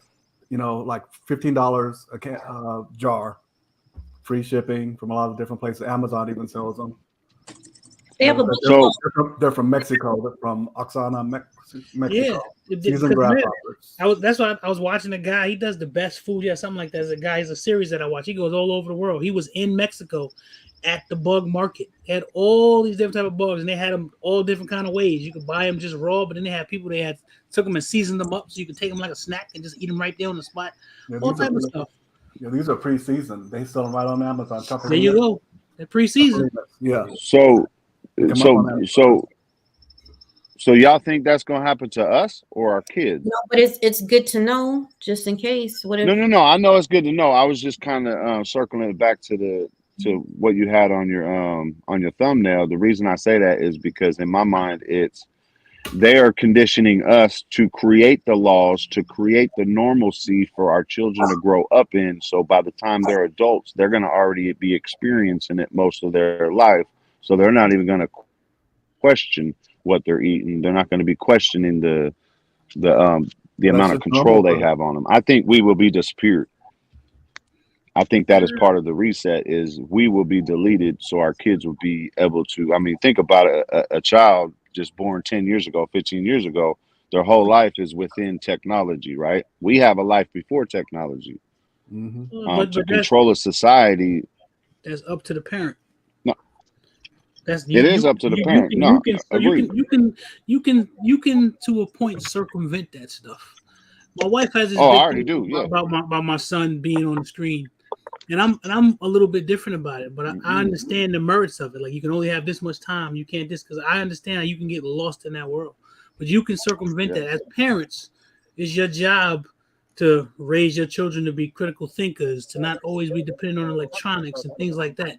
It's up to us to circumvent that crap. Because you can put it out there. You need to be the strongest voice in your child's head. To this day, I'm gonna be 40. I'm gonna be 48 years old next Friday.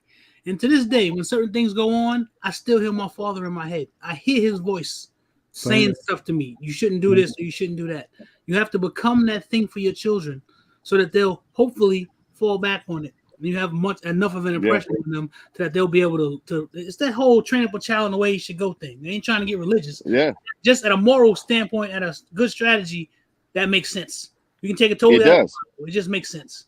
It does, but that's what they're doing with this technology, man. That's what I mean. It's putting things in these children's head, even our heads. It's putting things into our subconscious that is it's attached to our neurological system. If anybody's ever read A Brave New World or listened to anything with like Alan Watts and stuff, these devices, man, look, in all other times of history, I'm not trying to get tinfoil hat, just kind of thinking outside the box for some people as to what's going on. My point is like Black Mirrors were always, it was always some kind of witchcraft or demon or something like that throughout whole entire history. And now it's a way of life. And we really don't know the effects of a whole entire life with Black Mirror surrounding us. You know what I mean? So it's like, it's also injecting thoughts into our subconsciousness just by things that we scroll past on Facebook or whatever. And we see something, that image may stick in our head for a very long time and we don't know it. So I agree with you though. I mean, I'm my kids' biggest advocate. Don't get me wrong. They're only allowed certain things. I won't even let my kids on YouTube, period. Your face ain't going nowhere. They will talk in the background. I just don't do it. But we have to start thinking like that as well because technology is so everywhere. It's not that we got to be scared of it. We just got to be aware of it and how they've been using it.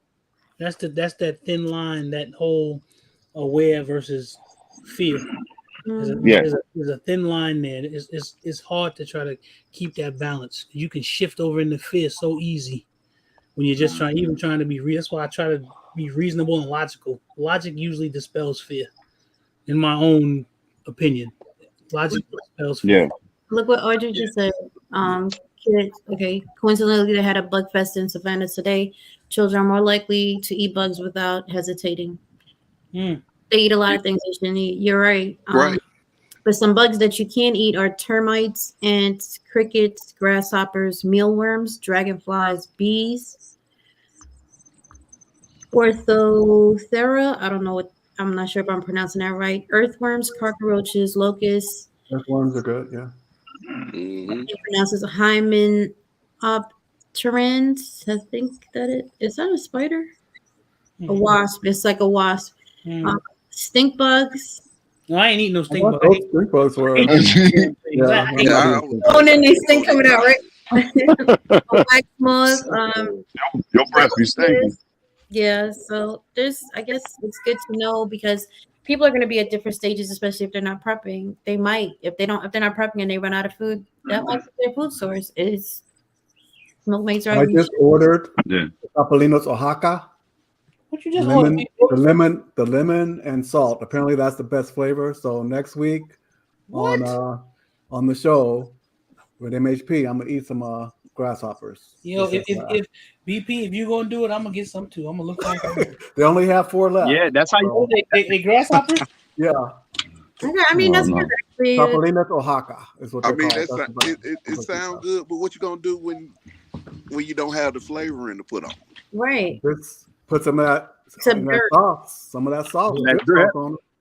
I got some of that in the cabinet. I got some of the other seasoning, so I'm gonna put something on them. That Tex-Mex. Put something on them. Now, I kind of got I know I may be out, but I kind of got a different view of shit hitting the fan, and I agree with y'all prepping 100%, but I think it's gonna be a slow burn. I think that what they're gonna do is they're gonna keep squeezing your budget, to Yeah. a point to where you gonna depend on them to feed you. I said earlier. Now I didn't say what you're saying, but I said, in my opinion, shit hit the fan ain't gonna happen like boom, a bomb go off. Right. Already slowly occurring, and that's what kind of is reflecting the topic today. That new norm, it's already happened.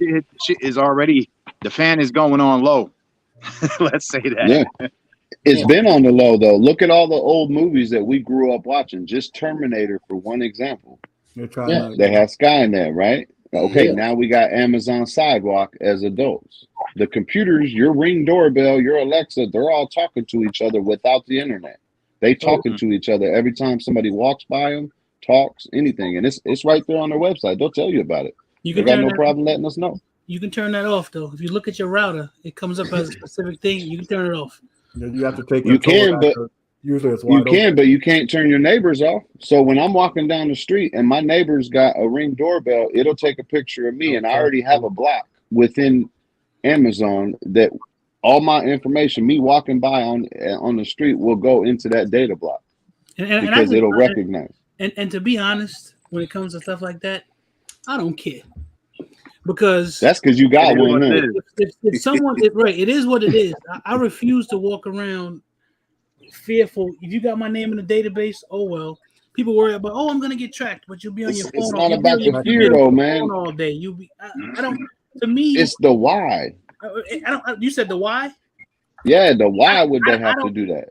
It's the rush, man. It's the rush. I don't even care about. Honestly, I don't care about the why. I prep. Not because I'm waiting for something to happen. I prep just in case, because I believe that it's probable, but not likely. But we're prepping, and they're following our preps through those devices. They know exactly how much they can send their soldiers in and get from us. It's what they follow me. It's one thing that we learned, man, and the service taught us. This country can't control anything, but they can show contain. They good at containing. I give you that. Yeah, and all the reason in my immediate thought is that it's all for advertisement purposes. You know, all that whole like concentration camp and all that mindset. I don't see that within our lifetime. I just see them wanting to sell us what the hell we're talking about. That's all. Yeah, and I don't Check out China, homie. and I don't Check see out them, China. but I don't see them trying to. I don't see them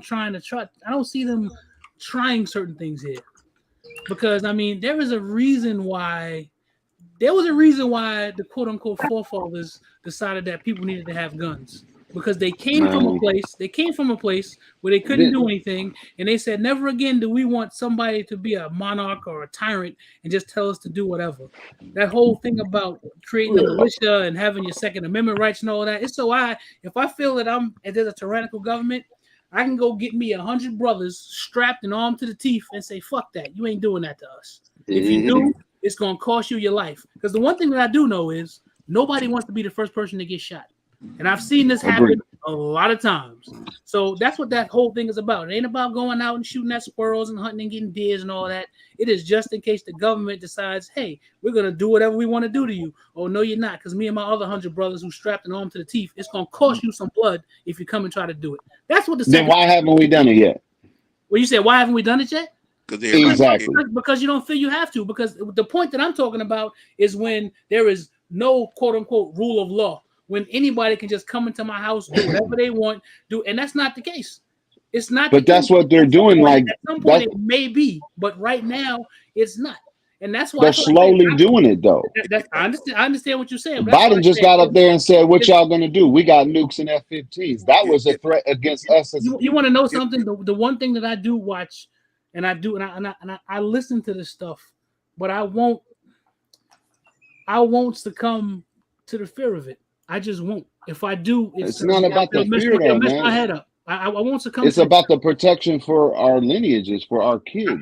We should have acted a long time ago in 2001 when they passed all the Patriot Act. There's not gonna when they passed and I understand that, but in every country though, did you know that every country had a Patriot Act in 2001 and 2000? Every single country. I didn't know that. And you want to know something? I look at it this way too. If they do, so what? That's how I look at it. I have to feel that way about it, because if I sat around always dwelling on it, I may be that person that sits in the corner and just scared to do anything. I'm gonna live. Yeah, you gotta roll with the punches. Right. If shit happens, it's just gonna happen. But I'm gonna live and do what I'm gonna do. Hopefully, I ain't never got to grab no pistols, no rifles, no shotgun. I ain't got to blow shit up, setting up no fire. I pray that I never have to do that. But if it has to happen, you want to know something? I'm well equipped to do it. Okay, but when is that point where it has to? Can I ask you this? When's that point where it's going to have to happen for you individually? Because I think that's our problem as Americans. Is we don't feel our bubble being popped while we're watching the world, hundreds of thousands, if not millions of people on the streets of New Zealand, Germany, Switzerland, all these countries, they out in the streets causing the ruckus because they're still being forced inside their homes. And we're over here sitting on our cushy little seats talking about let's prep. Rolling cigarettes. Hold on. Let me jump in here. Please do, Hot Tub, because I know you got something. Sorry. We've at that point. But what you saw that in 2020. When we sparked off, the whole world sparked off right behind us. Yeah. One thing about America is whatever happens to the black America happens to everybody eventually. So when we as a people get fed up and we say it's enough, it'll be like a domino effect throughout society.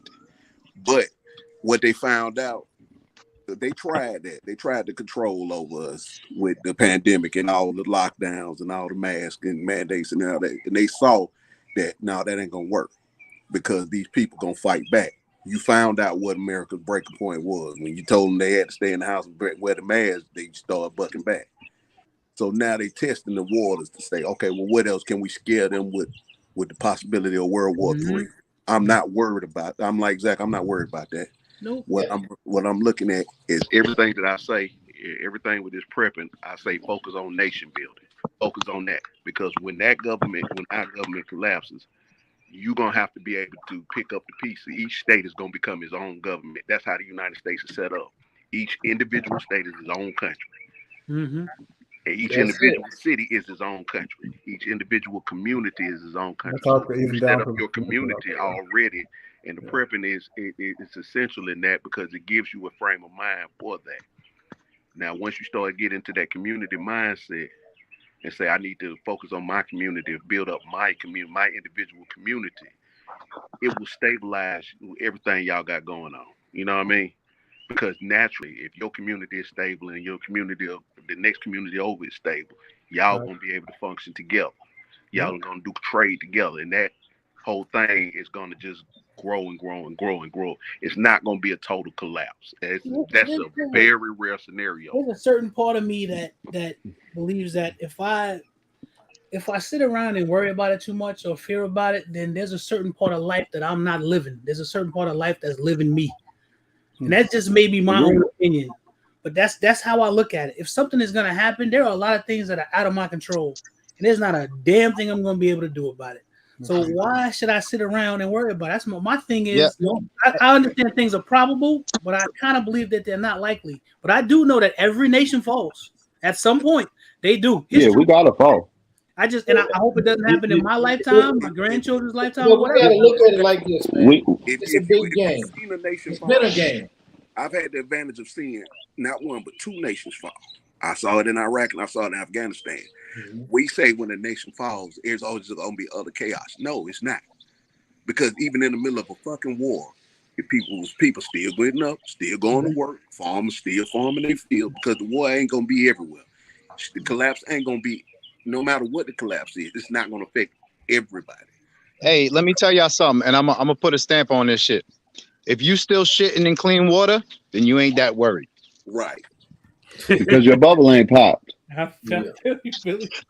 We're not going to know when the bubble is popped. We're not going to know when they invaded. We're not going to know when they took over because they already had it. Yet. We're not uncomfortable enough to buck back. We're watching that's what I mean. Stuff, and it hasn't hit us yet, even though we know it can come this way, and it is coming this way. Yes. So what do you mean? Exactly. So what should we do? I mean, think about the Jews back in the day.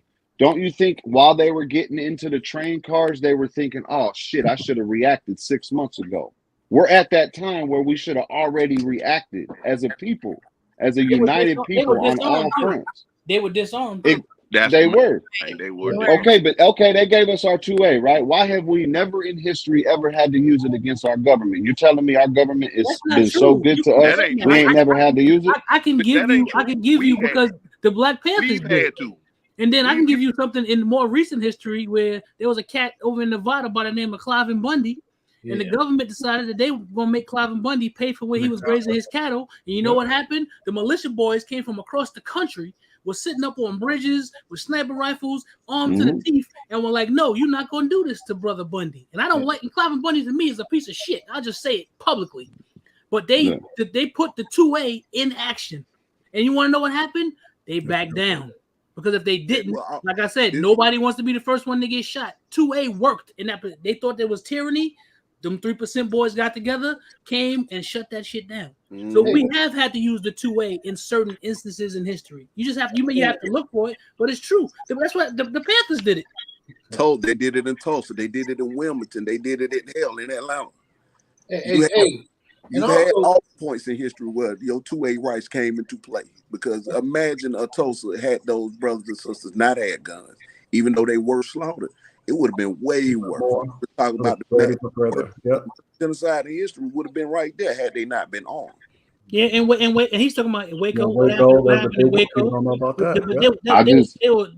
Is he talking about the crazy thing that went on with the guy who thought he was God? That's a different instance. I'm talking about an instance of someone doing it because what was going on there was they were doing things that needed to be stopped, and that came out later. They were doing crazy things that needed to be stopped. This guy was basically just had his cattle out eating some grass in places where nobody was doing anything. And they did the same thing up here in Oregon. I understand. He needs to pay us money for something that we ain't even taking care of. So what? This man out there raising his cattle, and he wasn't destroying it because he wanted to come back again so his cattle can keep grazing and he can keep using it over and over again. But the government just decided we want to put our foot on his neck. We want to make him pay us some money for some shit that shouldn't even be theirs anyway, that they stole from the First Nations people. But we ain't gonna even get into that. And so, I mean, that's the whole thing of it. So the 2A does get used in certain situations. They want to teach you and make you believe that it's about being able to go hunting and being able. No, the Second Amendment is about tyranny, so that it cannot happen. So I can rise up and say, nah, you can't fuck with me. That's what. And all those instances, we protected ourselves against that tyranny, right? Right. But I got a question. Why didn't we take over that tyranny and reverse the tyranny? We let that system stay in play. I got a Because question. people don't know how the nation build. Most people are good with somebody else ruling them. You go Thank ahead you. and think for me and Thank make you, my Alfred. decisions for me. I don't want to Thank do you. the heavy lifting. That's why I keep saying it. If you focus on nation building, that puts you in the mindset you have to do for yourself. You have to figure out how to keep the lights on. You have to figure out how to keep your wastewater from your fresh water. You have to figure out all those things. And that's the part that most people don't want to do. Most people don't want to think about that. That's why they haven't done it yet. Exactly. And I agree with you there. I just think a lot more darker. I understand you guys. I understand you, Zach. I really do. I know there was points. I know there's a reason we have it. I just don't trust the people that gave it to us.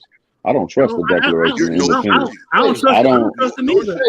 I don't agree with the motherfuckers that are signing freedom while they're owning people. I don't agree with that All I shit. know I is don't care what color I look, dude. it. I was raised a certain way. That shit was fucking garbage. Listen, I don't give a fuck about it. I agree, and I don't Sorry, trust Carver. it, but I agree, I don't trust it, but they gave it to me now. That's why I got safes full of fucking rifles. So their mistake. It's their mistake. Too late now. My question is like this: if we fought the British so bad, why are we speaking English? Why are we sending them money? How are our states named from England territory, Virginia, New York? Hey, what up? The lawyers, the court systems, the bar, everything is still based over there. Yeah. There is one system in this world, and that's exactly what it's doing to us. That's why we're in the situation we are.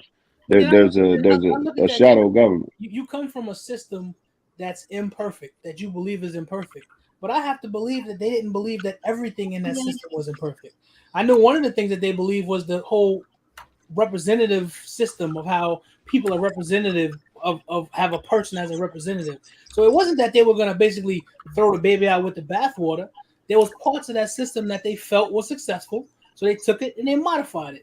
That's why you look at certain things and you say, well, it looks like this, but it doesn't function the same way. It'll have this name on it, but it doesn't function the same way. It's because you have to have some sort of blueprint to start from, especially if you got a bunch of farmers and people who don't really know a lot and may not be quote unquote educated or whatever.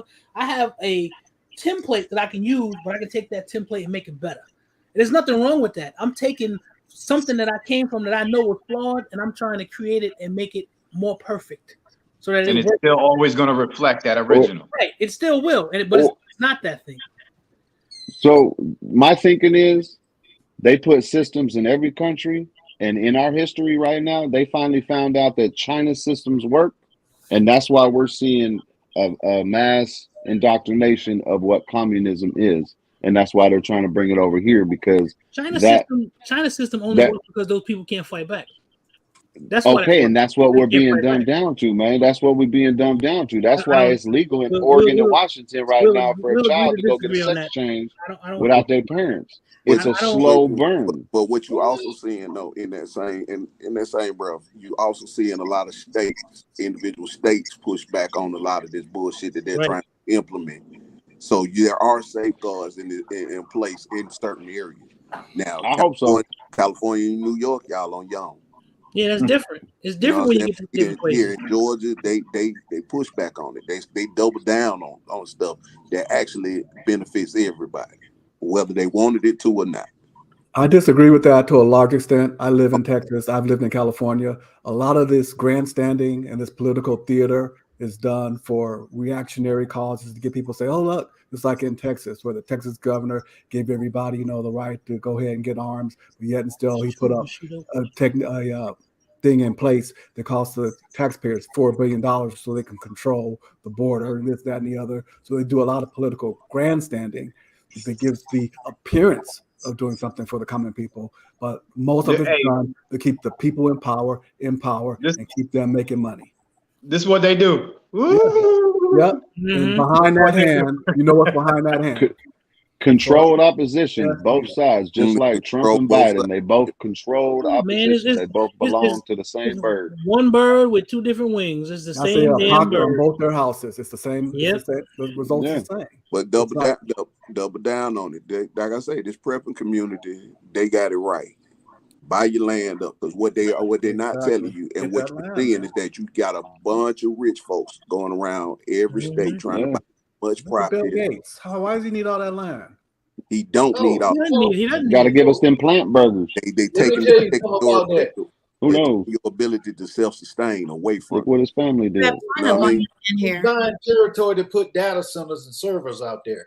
Look in Wyoming, look in Utah, places where North Dakota and South Dakota. He's buying up stuff where he can create his own city and tech. Mm-hmm. You know, he's building out stuff, and he has county-sized data centers. Yeah, whole servers. Now, if anybody know about a server, if you got something like that, so you're building an artificial territory. See, everybody's focusing on AI. You heard about AI, artificial intelligence. But nobody's talking about AE, artificial environment, which they're trying to implement us to.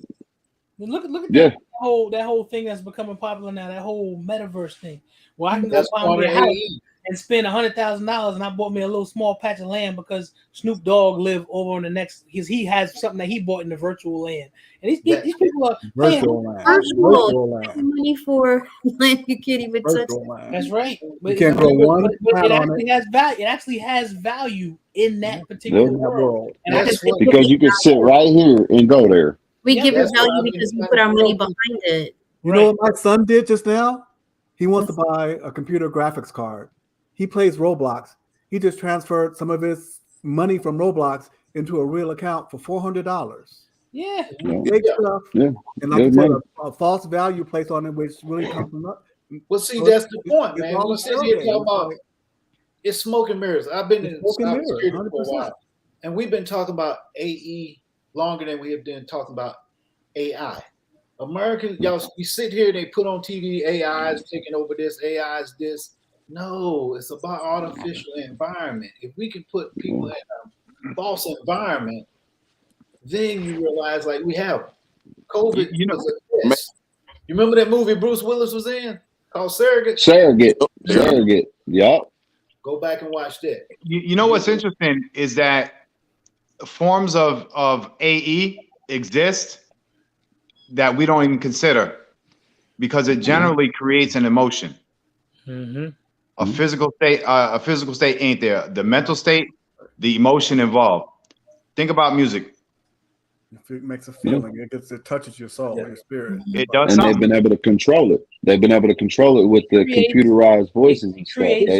Sound is powerful. God damn it, Ghetto. It's not that deep. Yes, it is. I'm telling you, it is. It creates a relationship between. It creates a vibrations and sound is everything, man. How you think they go scientifically? You go to the origin of the universe. Every sound has a certain tone. They can trace back these sounds. Like when two black holes come together, they make this one sound, and it's like the vibrations emanate throughout the universe when those things collapse. Everything in the universe creates an action. Sound is powerful. So, and it creates like a feeling. It vibrates. Everything, cell in our body, every atom vibrates at a certain frequency. And there are people out there who understand that and can tap into that. Historically, they sing out all the vowels. You know what? The interesting thing that is can you touch music? It touches you. Yeah. It touches you. It's all emotion. It's all unphysical. Yeah. You know, it does take, items to make that sound, but when the sound comes together and we call it music, you can't hold it. You can't eat it. It's all AE from the beginning, from as long as we've been around. Music is AE from early on. And it's wild that it even has its hands on communities, how children act, how children perceive their other children, if they can move their body to it better than the other person can move their body to it. Music will have you in the gym doing extra stuff. We'll have you fighting in the streets. We'll have you making babies. You know, The OJs. AE making that my we never wife do called some it things. AE. That shit has been around for a long But time. it's I ain't also lying. it's not just the music, it's the sound, it's also symbols. We're visual beings. Those Yes. symbols translate to certain thoughts, ideas, and feelings. These relationships that we see in the world, which we represented by this shape, that has an effect on you. And That's we why see like a lot of this stuff, we're being manipulated by a lot of these symbols, even verbal words.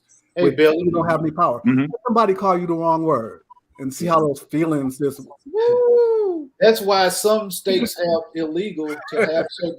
It's in some states it's illegal to have certain tuning forks. Mm-hmm.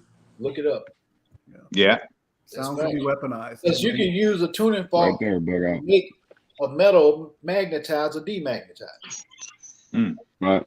Yeah. Science, art, and engineering. That's why. So I guess my question, and I anybody answer this, because this is the part I can't understand. You got half of society trying to push towards, like you say, the metaverse, whatever you want to call it, a matrix type. Yeah.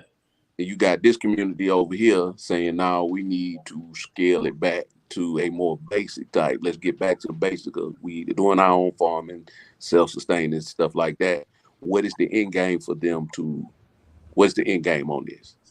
Is what I guess what I'm asking. Because the two are not going to be able to go through this. I think there's a The balance. end game is depopulation. Oh, sorry. Go ahead, BP. I think there's a balance in everything.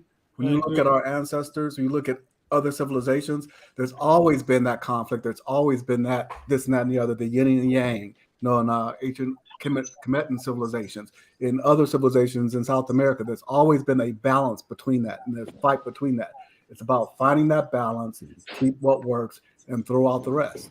And that's not static. That's we talk about the new normal. That's like it's always something that's changing and ebbing and flowing, and depending on the need of the peoples and the civilization, that has to be adjusted. So I don't think it's like this is bad, this is good. We got to get rid of one to get.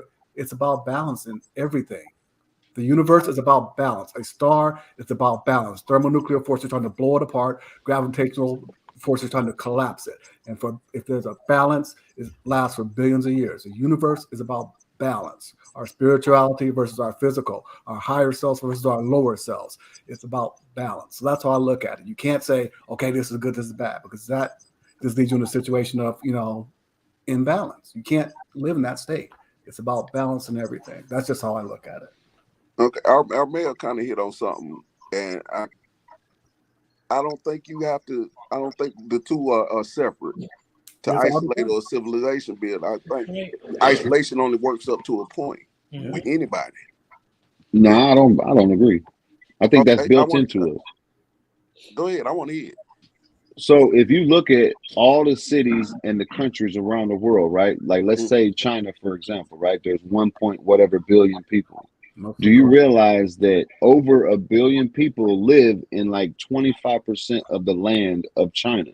But why is that? And then you look at our country, you look at their country, every single country on the planet, we are herded together to make us from the gate, to make us think that we cannot survive by ourselves.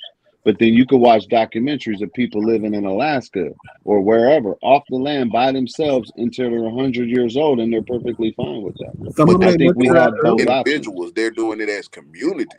Someone mentioned that earlier, though. They talked about the Uyghurs. They're against going to those big cities, moving to the west side of for a reason. China, and now they're being persecuted. They like to live out in the steppes, up in the northern areas.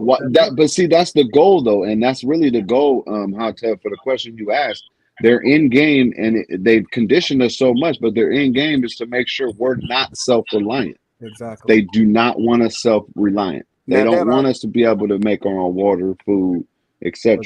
It's our kids you gotta realize that instinctively humans are not self-reliant instinctively, and the powers that be don't got shit to do with that. Yeah, because they need a community. They need you come out. I disagree on that one. You come out as a person needing someone else. Yeah, I agree that. I agree on that. That's bottom line. It's built into life. But after my wife and kids, I don't need nothing. But is the government the answer? These things they put on us, is that the answer?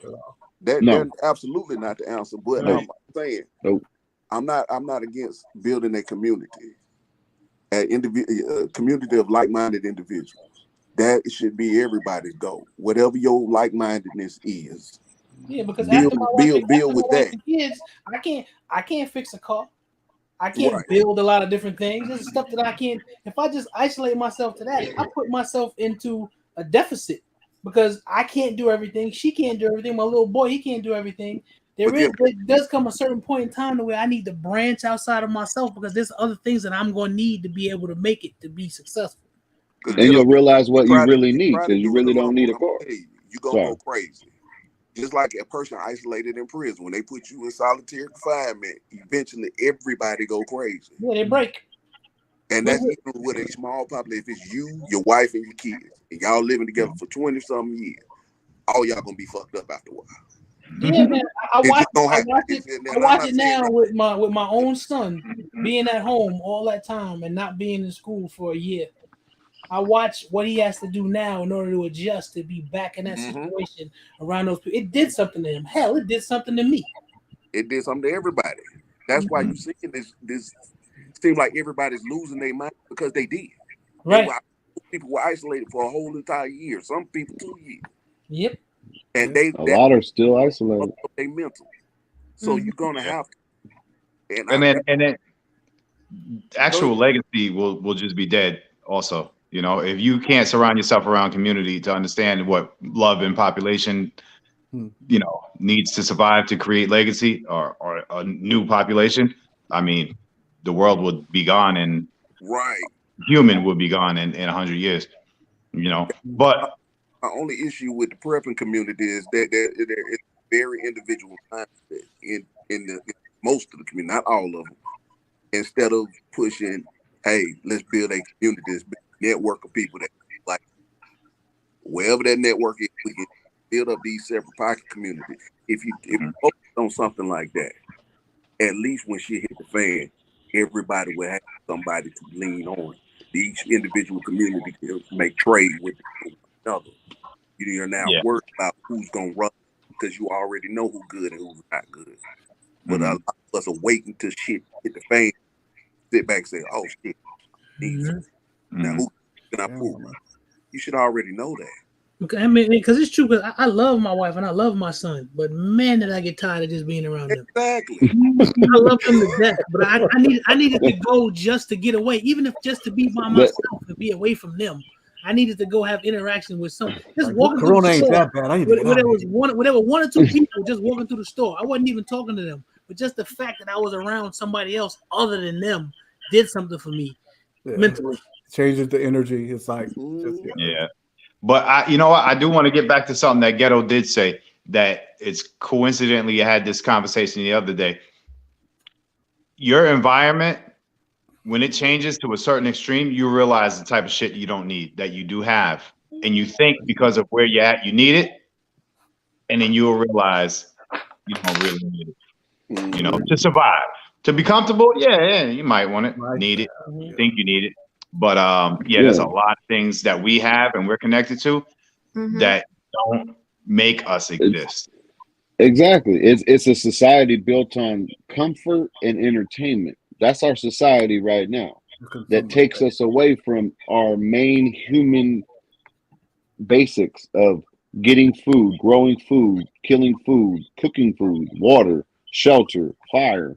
That's all we really need to survive. We need the communication with other people. It goes back to balance too, though. I'm agreeing with y'all. It goes back to balance too, though, because having all of that plus some entertainment, being able to be comfortable, that balance makes the thing whole. Because if all I'm ever doing is surviving and not really actually getting ahead, I'm just surviving, I'm eating, I'm doing this, I'm doing that, but I never have any enjoyment or any joy, like BP just taught me.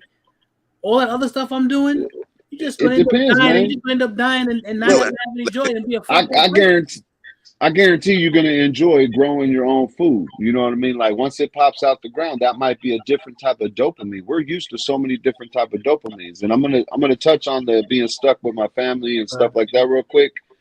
It was a blessing to me. There ain't no way I wanted to get away from my family. I could be with my girl and my kids for 10 years. I wouldn't do that to my kids.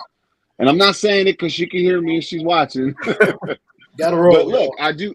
But I built this little room right here so we can have time apart because that's only healthy. But I didn't. It was more of a. It tested me on a mental part to where could I be in a foxhole with my family for this amount of time? And to me, I feel like I came out of A plus. Not saying nobody else did. I'm just saying that you have to. It was beautiful, but then you have to know that because I didn't want to be around them anymore. I didn't want to be yes. around them. Okay, I gotta run, y'all. Peace out. Peace. Bye. All right, man. All right. But if society does crumble, we all gonna have to go other ways. We can't depend on the fact that we're gonna have a mag or a group right there with us. We may have to act as soon as possible. Like there's a nationwide earthquake or something.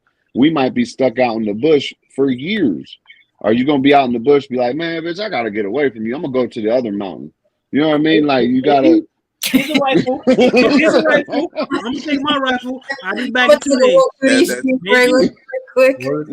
What do they say? I'm gonna walk the earth. Yeah, Like, walk the earth like a zombie? No, like I'm King. gonna be like Kung Fu. That's right, like King. Kung Fu. Like King. I'm gonna go walk the earth. Well, take it back about 200 years. That's kind of where your balance is. You know what I'm saying? Yeah. You had your food growing, you had your hunters, you had your farmers, you had all that, but you also had forms of entertainment back then. You had people that would come together that do different things together to entertain, to keep everybody's mind off of, because you can't be in a survival mindset 24/7. You can't. At some point in time, you got to decompress. That's why the king had a court jester. Right. Yep. That's why nations have religion. Yeah, unfortunately, it's a break from all of that stuff. From your everyday grind. Yep. 100% bug out. I think there's a disconnect between people that are not uncomfortable enough to act right now, and then with the people that are saying like we should have really already acted when it comes to what the governments as a whole, and I'm speaking on a global scale, not just America. I don't think we're better than any other country. I love my country, but I don't think we're better than anybody because we're all suffering as a human people. Oh yeah, we're not. But we should have already came together as a people, especially like through 2020. That was a perfect chance for us as a people to come together. But even in the prepper community, I'm gonna say this, please nobody take no disrespect, but even in the prepper community, I'm over here and I thoroughly love my time over here, but there's still separation just strictly by race. There's a separation within the prepper community. That's called America. Right? That's called America. That's called fucked upism. And no disrespect, but we're programmed like that. We're going to the people that we're used to. We're going to the people that we're comfortable. We have to get uncomfortable with the people that we're trying to find for these groups of people that want to come. We have to be together. I mean, the division really has to stop within us, within our communities, before we can even take the fucking system down. Excuse me again for my language. We've been programmed for so long, man. We've been programmed for so long to be divided, and we got to get over that. We as a community, and I'm speaking on the Black community. We've been in these type situations before. We've been in we had to be in survival mode. So all we've had historically is each other.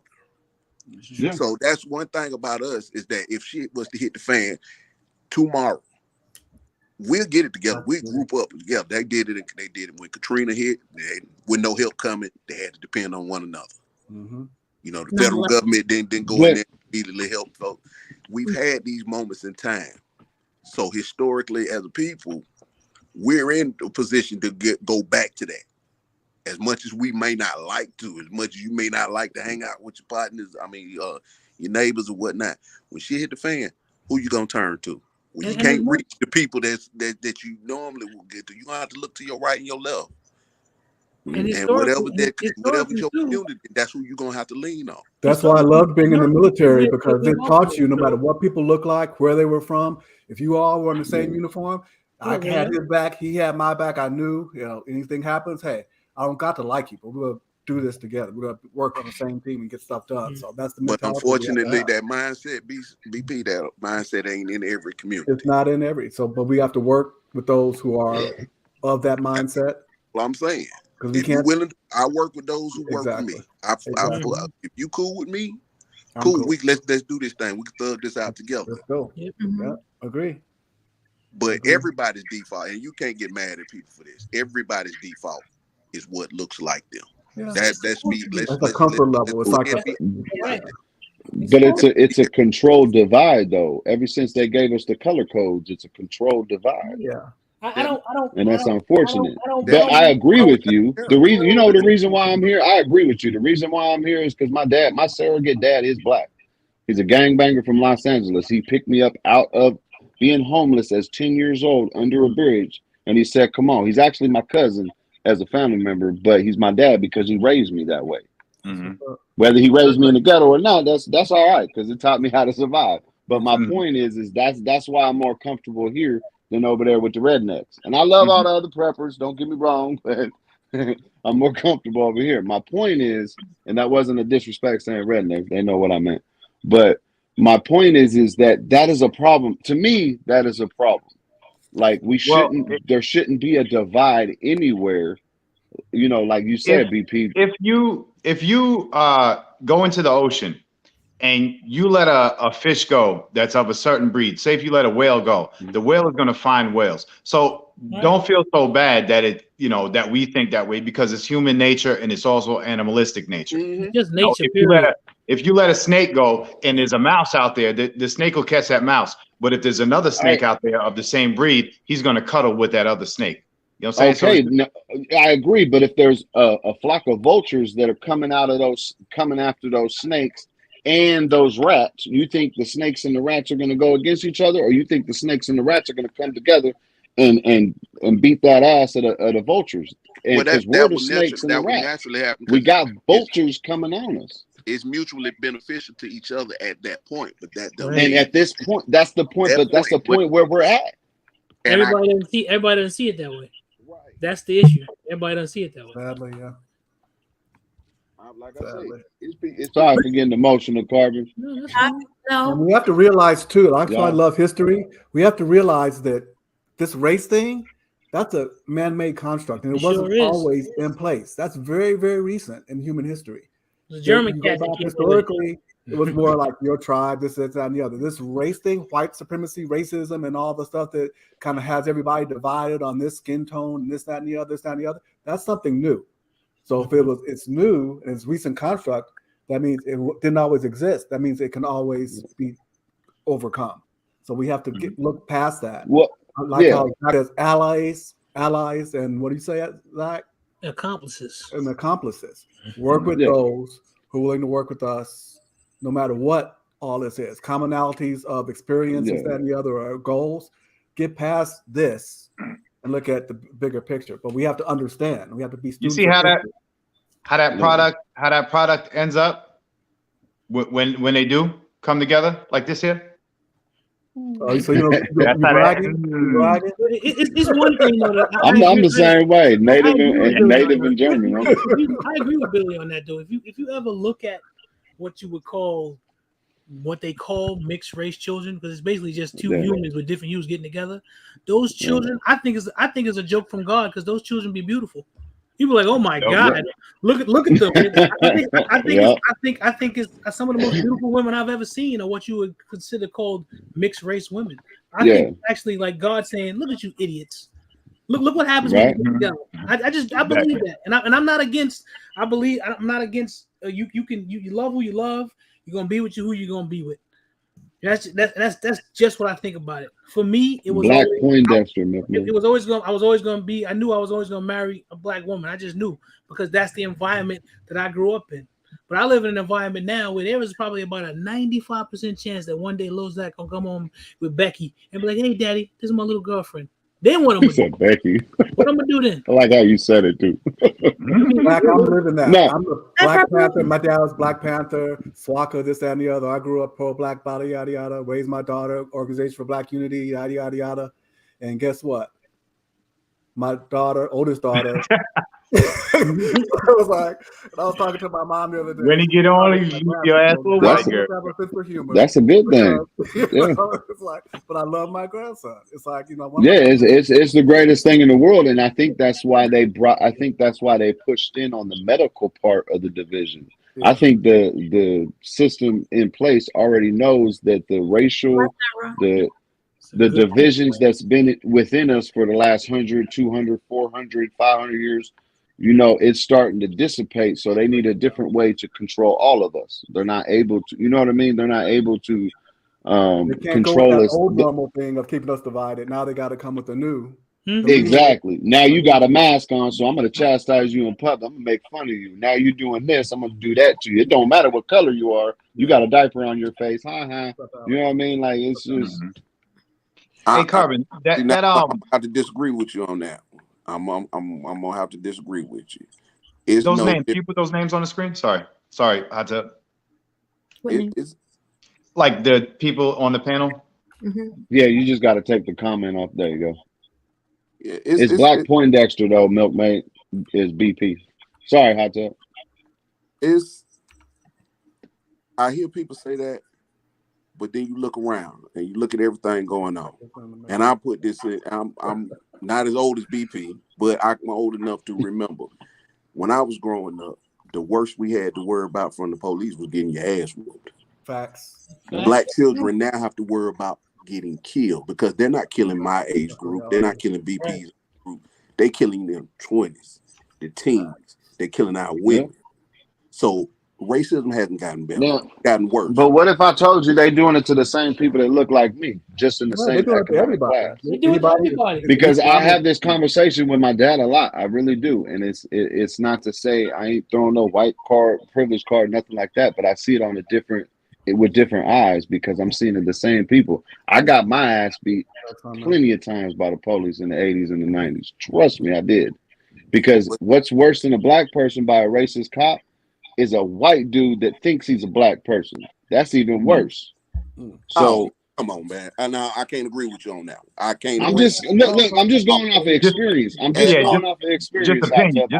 That's all I'm saying. Just between me and the homies, depending on your region, it's going to be different no matter what. All I'm saying is they're killing all of us, not one specific group. My question is, why is the media focused on one specific group? Because did you as a community spend millions of dollars to put all those people on them billboards? Or did the system put all those people on them billboards to emphasize and push that narrative? I'm not saying it doesn't exist. I'm just saying it was used as a weapon to keep us divided. By naming the organization BLM was a setup to begin with. Of course, Black Lives Matter. That's common sense. I'm gonna say something to you. It's the onus of changing the status quo. It's not on my community to change it. It's on your community to change it. That's right. You are my community, though. So how does that work? We didn't establish this system. We're a victim of the system. So it's not to change the system. We can't change it. Y'all got to change it because it's your system. But what race isn't a victim of the system? Please tell me one race that has not been enslaved to this system, to the American system. Come on, bro. Really? 100%. Only black folks have been the victim of chattel slavery in this country. There is no other group in this country that have had that happen to them in this country. No other group. No other group. Not in that way. I'm not faulting you for that. Everything I'm not disagreeing. All I say is that it's time for us to work as a community. And if I'm trying to think how to say it. If our needs intersect where we can work together as communities, by all means, let's work together as communities. I think that's what this live is doing now, though. But what we got to do is we got to kind of focus inwards right now because that's what we have not done. We've been worried about focusing on every other group. Every other group has benefited from Black people putting in work for their struggle, except for Black people. We haven't put in our own work for our own group. And that is one of the truths of this country. That is true. Everybody gets the benefit off of what we have done, except us. And that is the truest thing ever. And that goes back into our history because we were brought here to be property, not people. And that shit still persists to this day. And people don't like to hear it, especially, and I'm not trying to offend any of our white brothers and sisters. They don't want to hear it because you start feeling guilty. If it's not you and that's not you, don't feel guilty about it. Fuck with Take us. it out of the book. Don't put it in the books. Right. Don't Do what you need need to do. I need my ally because there's some doors I can't get through just because how I look. Exactly. I had a coworker. I'm gonna say I had a coworker. He asked me. Go ahead. That's what I'm saying. We died last year, and being from a multicultural, a multiracial background, she had to deal with that shit her entire life. And one of the things that my white great-grandfather would say back in the days, was that Black people always say that it's just like they were slaves, but when you hear the story of their ancestors, they wasn't much better than fucking slaves. You know what I mean? They were brought over here because they had debt or owed somebody $1 and brought over here to work for years and never pay that debt back. You know what I'm saying? So and that's what I was talking about, Armel. Thank you. They were like maybe the overseers or maybe this or maybe that, but they were slaves themselves. There's a difference between being part of chattel slavery and being an indentured servant. Yeah, I agree with that too. Hold up. What happened was, right? Everybody loved Black people as long as they were slaves, right? And everybody loved these Irish people, or what my family were, Irish people, as long as they were daggone potato farmers poor, or whatever. Yeah. as long as they were fucking poor. But at the same time, right, when that Emancipation Proclamation came down and these people who were slaves became competition into the job market. So these Irish dudes, who've been trying to provide for their family, they was working at the mill XYZ, they probably just landed on just fell off the ship. They had to compete with Black people who've been doing this shit since they was fucking walking. They couldn't hold down the thing. So what the system did during that fake ass Reconstruction period, if you're a student of history, you know about this. They created competition between the two. Let me stop you poor right. White people and these poor Black people became competition, and the corporations were the ones that benefited from it. Let me stop you right there, Armel, because I am. All right. During Reconstruction, yes, you're right. The labor force in America, by and large, was Black people. There were not a whole lot of white people that worked. And when they did work, like you like to refer to the Irish, they were working in a supervisory capacity over us, i.e. the overseers, i.e. the slave catchers, i.e. the modern day police. I.e. the police, exactly. Not all the time, but hold on. Let me stop. They brought pause. Let me stop you. Most white people that are here now were brought in because they had an unequal balance of power. If you have a whole labor force, the whole labor force for the United States at one time was mostly Black. This is where I want to counter. Then that's where the power was at. So they were brought, that's why immigration was co-signed to bring in all of these buffer groups from Europe and later Asia. Right. And in the Hispanic groups, they were brought in to be a buffer between us. Slave owners were only 3% of the white population, bro. So all these white people that was over here, all of them were slave owners. The slave owners was like, you're right. You're right. But they were farmers. They were self-contained. They were self-sustaining type. That's workers. Everybody. They were not in any major industry, because at that time the industry in America was farming, i.e. cotton was king, next tobacco. Those two industries are what built the wealth of America. Everything east of the Mississippi River was built by free labor on the back of Black people. All these institutions, these colleges, these universities. No, not in Asians. No, not before that time. Asians came afterwards. They came. Go back and look at all the things that were taking place. And yes, 1% of the people owned slaves and profited from it, from the majority of it, but all the infrastructure, all the benefits, all the privilege, it didn't matter if you were the poorest white person. The biggest thing was, at least I'm not Black. At least I'm not, what? At least I'm not an enslaved person. So there were benefits. You benefited from that infrastructure that was put in place. And there was codified, there were laws put in place. There was stuff Black people of color, keep them oppressed.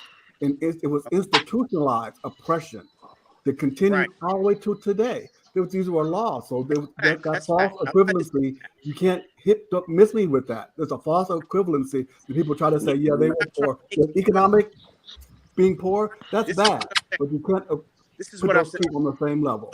With the colonialization of Africa and the Magna Carta and all of that, they already put white people ahead of the rest of the world. Even though they had a class system with white people in Europe with themselves, like you were a gypsy or you were this or you were that, you couldn't be with the regular elite class or you were in. They had a class system in place already, right? The lowest in the class system was somebody non-European.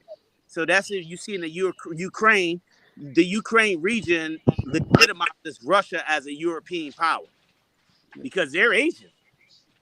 They don't want to be Asian. They want to be top But of the it's line. not the same as white supremacy Well, racism in America. White supremacy racism is a unique construct. You can't look at it and start talking about colonial politics. There was different things that took place over there than here in the United States of America. It was based on white supremacy, racism, meant to subjugate black people and keep them below everybody else, period. We weren't even human beings. They set that up. And then they created the one-drop rule. So if my grandmother was white, my grandmother's father's white, and her mother's black, guess what she is? They're a black person. Exactly. Still black. Yeah. And where did you stand in that society? You were lower than anybody else. All her life, she's black. But she get in the black community, she can't be black. Not always. Not always. I see people in the comment making that indentured servitude. Now, I think a lot of people misunderstand indentured servitude. Indentured servitude has a time limit. Well, I think it would max out at 20 years. And after that indentured servitude period, they were given land and compensation. All of them, because it was debt in place. Okay, but before the Emancipation Proclamation, where they had sharecropping for black people, they gave them another form of slavery. Sharecropping. They always needed to remain a lower social class. They always the proper look. We have to look at everything you guys are saying is fact, right? But on a grand scale, this shit is about capitalism. And I'm an advocate. It's always been about capitalism. Even though it's bullshit.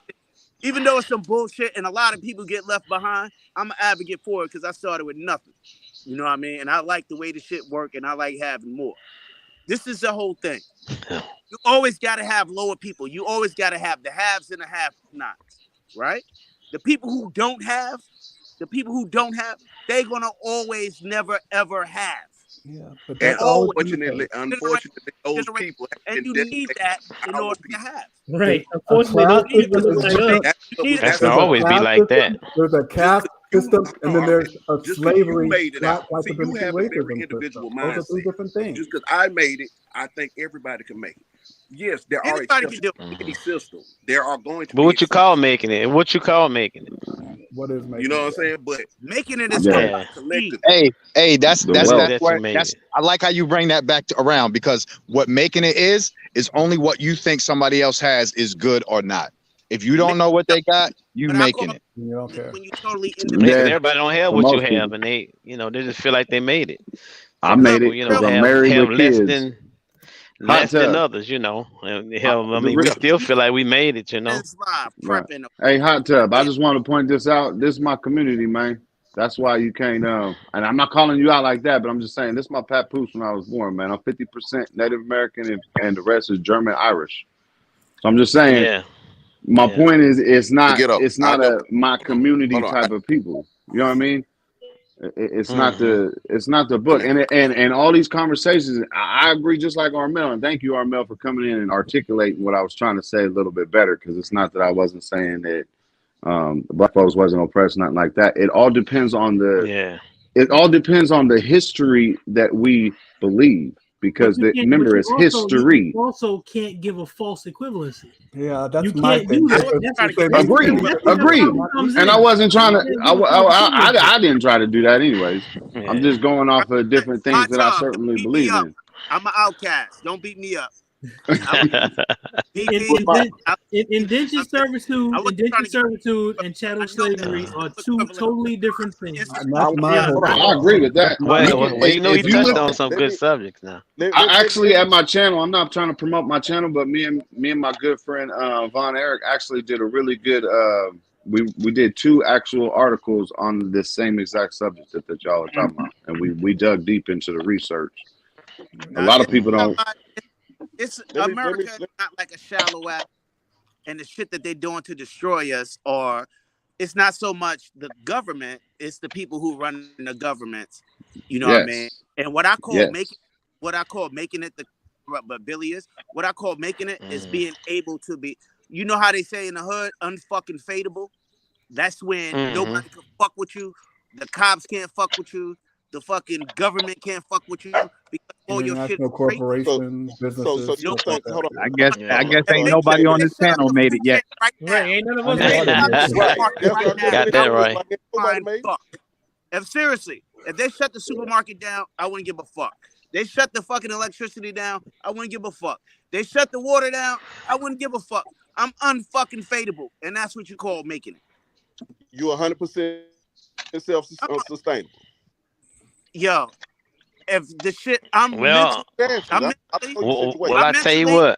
prepared to whatever happens, I will survive. Me and mine. Hey, Al, go get my hat from inside because Armel on here, Captain. Armel, well, I'm gonna tell you right now. Well, look here, bro. I'm gonna tell you right now. I don't want the water in the stove to close. You know, forget all that. I don't want the water in the stove. I want everything to close up. So I run out of whatever I have here, and I need the Mirage. You know what I mean? Like, I have to go out and do that. I can do that. If I had to build up a force, if I had to build up an indigenous force, I have the skills to learn how to relate to people and build up a force. If somebody need a house, I can build a house. I have the tools here to do it. I have enough stuff stockpiled here so that I can have anything. Dry goods. I'm gonna say. I understand where you're coming from, bro. Until it happened, bro, that's when everything gonna be tested. So I hear what you're saying, but I'm battle ready. Misinterpretation of what I'm saying. When I say build as a community, I mean your community is what live close to you. Most black people live in close proximity to other black people. That's true. That's true. So when I talk about community building, I don't talk down on anybody's community. Nobody can ever say I talk down on the community. What I am saying, I focus on my particular community with everything I say. I don't. Yeah. And it's fucked up to say because you might need them. You might need them. But I'm gonna say this: focus on your community. If our interests intersect, then we can work together. If they don't, so be it. I don't care what anybody else's community is doing because I don't live in your community. I can only focus on making my community better. Armel, who do you work for? I don't still need to apologize for that. I work for this crappy ass construction company called Teshman Spire. They made it. Huh? They made it. They you know what they were? They made it. Armel. Say it again. Yeah. I'm fucking with you. I know you good. But making it is a mental state, man. Making it is definitely. It's relative. I bet you my kids don't ever have to ask somebody for a job unless they want to. I hope, and we all do. It's fact. It's fact. We all do. My son in the army right now, right? That's a job now. He works for the government, bro. U.S. for the government. That's a job. Yo, I'm with the army. That's a job. His home privileges ran out. So that's what they offered him, a free bed. There was no more free beds here. He belongs Uncle Sam now. You know what the thing is that is most important, and BP said this about an hour ago. But when you made it, there's one word that you're gonna have, and that's joy. Joy. It don't matter what house you sitting in front of. It don't matter what car you transporting in. It don't matter what food you biting on. If you have joy, you've made it. This has been a wonderful live, y'all. I live my life in misery. I hate I caught the end of it. It's a concept. Rush hour. You know what I'm saying, Zach? You never know what's next, and you always got to be prepared for the worst. Prepare for the worst and hope for the best. You know, That's the only name of that game. that joy, that what some people call joy, I call hope. You know what I mean? What some people call joy, I just call hope. I say this: build with your community, whatever your community is. You stay in close, like ghetto Let boys. me explain to you, because it's a funny thing, and I agree with you 100%. Hot Tub. These people around here don't talk to me. They don't give you the head nod. The black ones too. There's like 3 of them, right? They give you the head nod, right? They give me the head nod. They don't interact with me. They don't talk to me. They don't do anything. But guess what? When this shit comes to, they're useless. They IT people. This is a county full. Hey, whoa! I'm not. That don't mean they're useless, bro. Come on, man. Oh, son. Oh man, that's why they don't talk to you. He was cold with that one. Right. He was cold with that one. His name Armel the Arguer. He going down in history. Nah, for real, they're useless, man. But like son, if you're in our community, you're obviously in our community. Town, right? Dude, them might be the people you might have to lean on. That's right. I don't think so. You don't think so? Never say never, bro. Burn me out. They got a lot of guns though. Man, never say never, cuz. They gonna you might burn need them. Out or knock on the door and ask me, Armel, how can we get some water? I just pepper sprayed you, man. You gotta understand, bro. They might be like you, prepared like you prepared. You understand? Yeah. You might be. They might be prepared better than you. They might say, well, solar power. They may say, come on over. You blaspheme. Yeah, so you might need them. Yo, the HOA don't allow it. Dude, because when it all boiled down to, man, you might need to get together with a couple of people in your neighborhood to fend off some serious people out here. Last time you got the HOA. It's the individuals in the neighborhood. So if your HOA don't allow it, that's your fault. Did you run from HOA? And what the HOA gonna do about it anyway when something go down? HOA. Grass grow more than 3 inches, you get a motherfucking $120 fine. Okay, but you run HOA. In your community that runs your HOA. So if your HOA allow, you can change that. That's go take it over. That's it. My feelings are hurt. My community don't got no HOA. Just keep your grass cut, cuz. Just keep your grass cut. My community got an HNIC. Yo, but for real though, they got a lot of guns. They got a lot of guns. I didn't have any guns. Well, them the ones you need to be cool with. I was unfadable. I was yeah, them the one he need to be cool with. They got a lot of guns. That's who you want to be friends with. Prepping, right? I didn't have any guns. I had everything I needed. I just didn't have any guns. For real, I didn't have because I didn't see the need for guns. I felt like if you ain't got no guns, then why you dissing them out? I be more diplomatic. I felt like until about 2 years ago, almost 2 years ago, I felt like I can be more diplomatic with people. I didn't need guns. It don't sound like you want to keep your stuff bro. Yeah, they can have guns, and everybody ain't no killer. But going through what we're going through, how important are guns? From the thugs when stuff hits the fan. Man, let me tell you something. People are capable of when I realized that, stuff. When I realized that, like a couple of months into COVID, strapped up. I got the memo. I missed it, right? But I got it. Say, okay. Man, they locked us all up without one shot being fired. Y'all understand that, right? Like they're doing this without us even shooting off one bullet. They ain't even got to shoot a bullet to take us down, and they're doing it. So how important are our guns? You know what I mean? So I didn't get that memo. I know they're important. Don't get me wrong. That's only to we don't hate on them, Rich. I see what you're saying. Yeah, to a point. To a degree. That's only to a degree. Because that's why you got people running around, especially a lot of white females. Where do you think that thing Karen comes from? Because you look at them and they may be acting kind of crazy, but there's a little bit of reason behind that. Because you say, are you trying to take my freedom? You trying to do this? You trying to do that? As Americans, that's the one thing they always try to put in your head. You're free. You're free. You're free. Yo, then when the government raises, that's why they gave us Trump. The government rises up and decides that you not free anymore. People start to buck. Because I look at that stuff and I think it's crazy. But there's some instances where people are acting a certain way because the government is too far reaching and they're doing what they can do to not be a part of it, to not get subjugated. Yeah, I agree. It's not equal. So certain he right about that. certain people have certain privileges. That's the truth. That's fact. Yeah, that's reality. That's honestly reality. Yeah. Freedom has privileges. Like certain people, like say for instance, you know what I mean, even with our 2A thing, or even with our prepper thing. So I go in the dollar store before everything went up to $1.25. I seen it on the news already. You know what I mean? Oh, it's going to $1.25. I bought the whole. I went there today. Now it's $3. It's $3 and $5. You know what I mean? I just bought everything I could before the price went up, right? But then certain people can do that, but certain people can't. And then so certain people they have some. Walmart was the same thing. So when the price crunch went up, the guys always know before stuff happened. They look at their data and see. So these guys went over to we have a Walmart like in West Virginia, right? Oh, that's where you at, West Virginia? I live near West Virginia. Ooh. You a brave brother.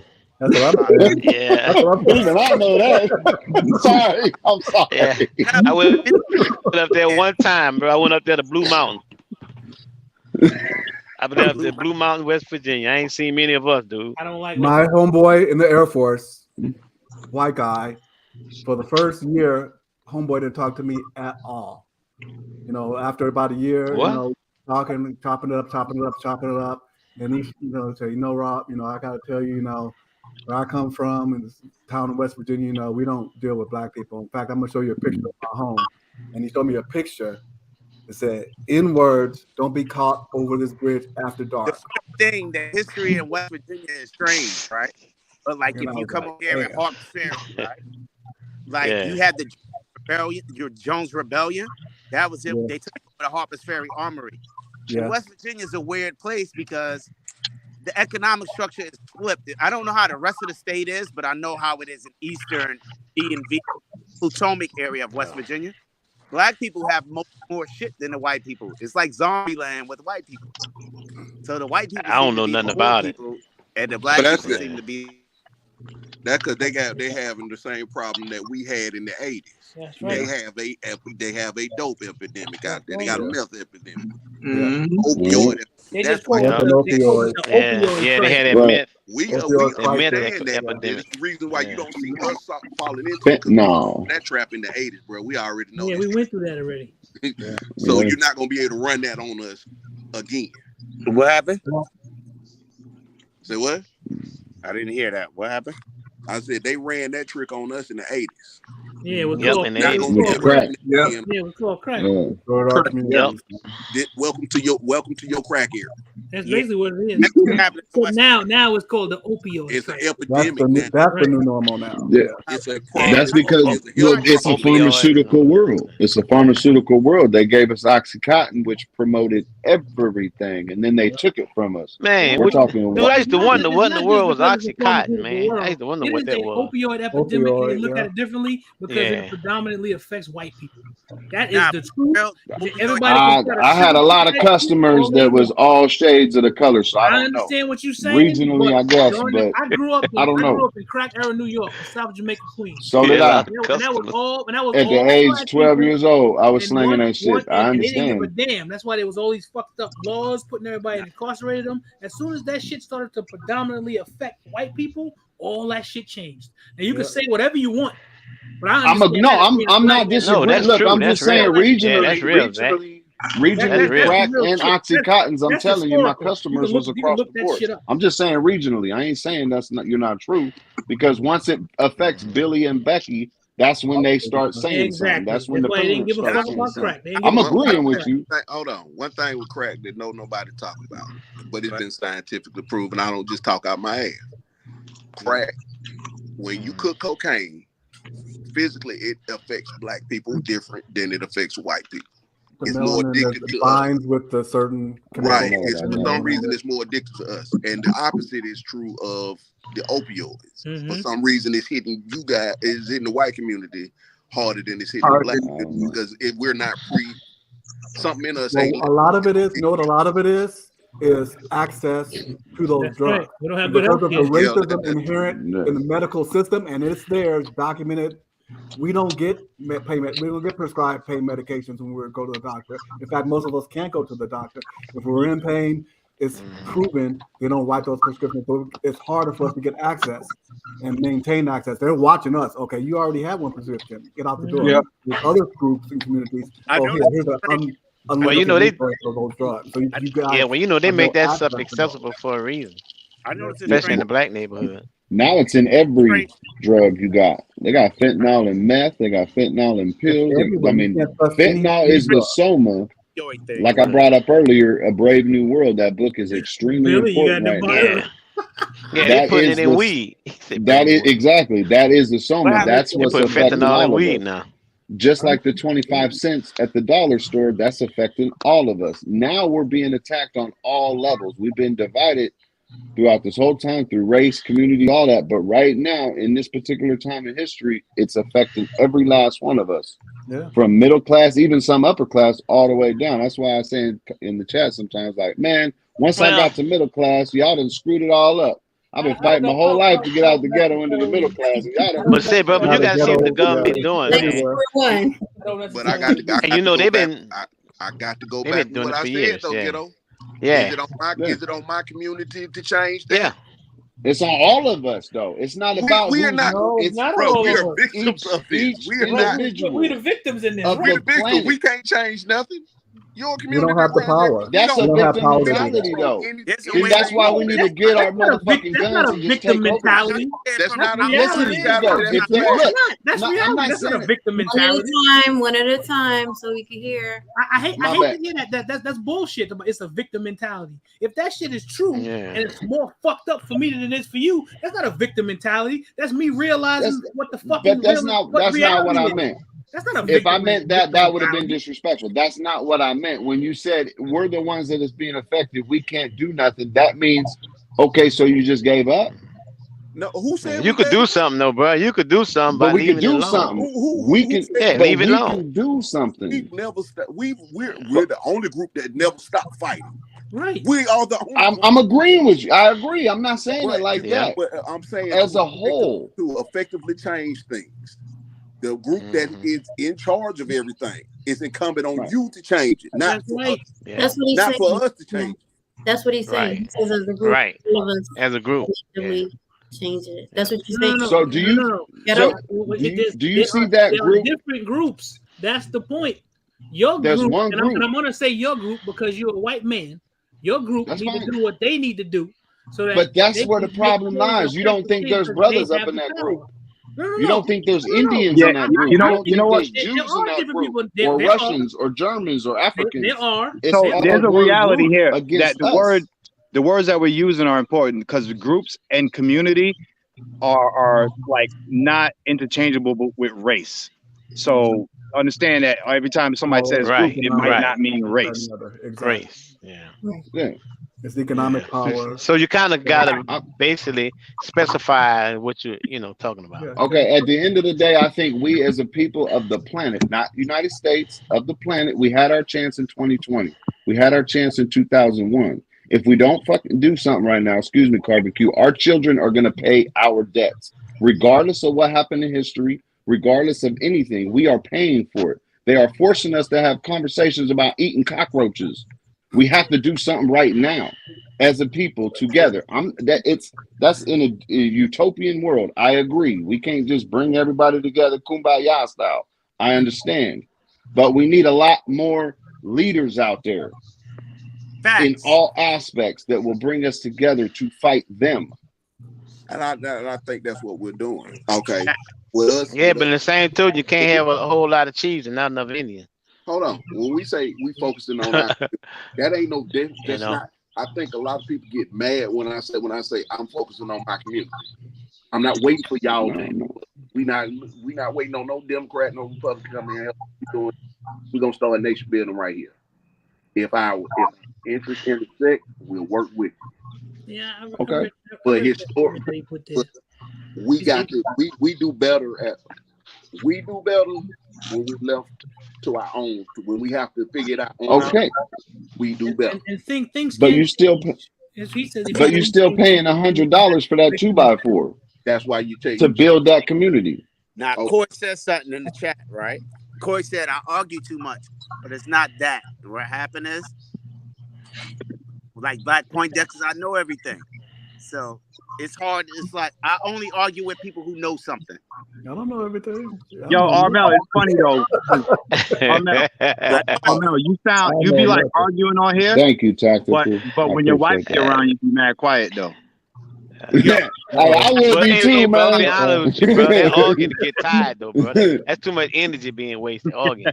That man don't even leave the toilet seat up. Shit. If you arguing, you having some type of dialogue, right? Yeah. You argue, you have Conversate. dialogue. You ain't gotta argue, Like I said, with a conversate. relationship, you know when a relationship over, when ain't no more arguing. Yeah, if you don't talk, Agree to then you don't disagree. give- That means you don't give a damn. That shit is over. Exactly. If y'all still chatting back and forth, y'all still got life in that bitch. We still good. Yeah, exactly. You It's can all argue and about work out a judging our problem, but characters. Sometimes, you know, I'm in an argument. It's like, damn, Zach was right, or damn, you know, BP was right. Maybe I was out of my. Maybe I was out of my time. I can't never be right, Armel. Hot tub can't be I right. was like, right? Ghetto ain't never right. What the hell? Right half the time. Oh Lord. No, I don't want. But I don't want to come across like, hot tub. He only focus on. No, I don't hate nobody. I don't care what you know. If y'all want to do whatever, cool, do it. But me and mine, we just focusing right here. We gonna build up that. Like I say, everything I say is nation building. I'm mission oriented. So that if shit do hit the fan and everything goes wrong, what around me can still function and still thrive. But you need to keep the doors open for an ally, bro. You gotta do that, and I agree 100%. Like what I want to co-sign what you were saying. When, Right. When all this popped off a few years ago, I had a white coworker come up and tell me, say, "Hey, what can I, Robert? You know, I feel bad. All this stuff's going on with Black people, and I want to know what I can do to make a difference." And I'm like, "Okay, what you can do is to go to your communities, your friends, your families, your coworkers, and talk to them, because I don't have access to them. And they're not gonna listen to anything I say. But you have direct, you know, encounters with them. That's how you not, and I use allies. In other words, he have to open up. Can I ask a question though? Can I ask a question? And strategically, I'm right in the middle as the big old white thumb here. Where you just ghetto. We just kicking it. We just talking. No, you're good. I'm gonna ask this question though. Where would you expect a person like myself to go? Because I don't label my community on a racial. Talk to people who look like you. Just talk to folks that look like you. I don't get along with you. Hold on. I gotta say this. This is where a lot of people get it wrong. Community and race are two different things, and that's what I was saying before. Because ghetto is, in my opinion, in our community. Yeah, he's not in our race, but he's in his thoughts. His spirit, his heart is in our community, and there's going to be a lot of people like that. Well, that's why I said wherever you feel comfortable. Wherever you feel comfortable. There you go. Find your tribe. If that's how you feel, and it's the tribalism. Community, that's cool. I'm not. He may not want to be with that tribe, but he could communicate now. I'm talking to those who don't feel like that. Oh, okay. I'm not lumping every white person into a category. That's what I'm doing. I'm saying, but I am saying that it would be more effective if you did talk to them. Yeah, because that's my thing. Because I have other friends that are not Black, that are white. My thing is, you want to be my ally, you want to be my friend. Let me use you from time to time. Help me get into them doors and things that I can't get into. That's a hard thing to answer. That I can't. I mean, and that's those are the things that there's some doors that I can't walk through. They won't let me walk through them, but they'll let you walk through that door. Then it's incumbent upon you to pull me through that door with you. I think there's a lot of assumptions that other people are allowed to, though. Sorry. Yeah, but you have more of a chance to infiltrate through. No, that's true, because I work through a lot of communities that are not considered, like when you say my own people that look like me, right? I stepped out when I did prepping and went into other communities where I am the super minority. It's predominantly white individuals, right? I didn't have a problem when I walked in. I did though. Yeah. And I figured that one out. But what I'm trying to say is that the same way you're in here and people embraced you, Prepper 101. Milkmaid is in here. I'm not Judy Harvard. I do no name. I think Milkmaid, BBD, holla. Yeah. Yeah. They come Milkmaid. My even man.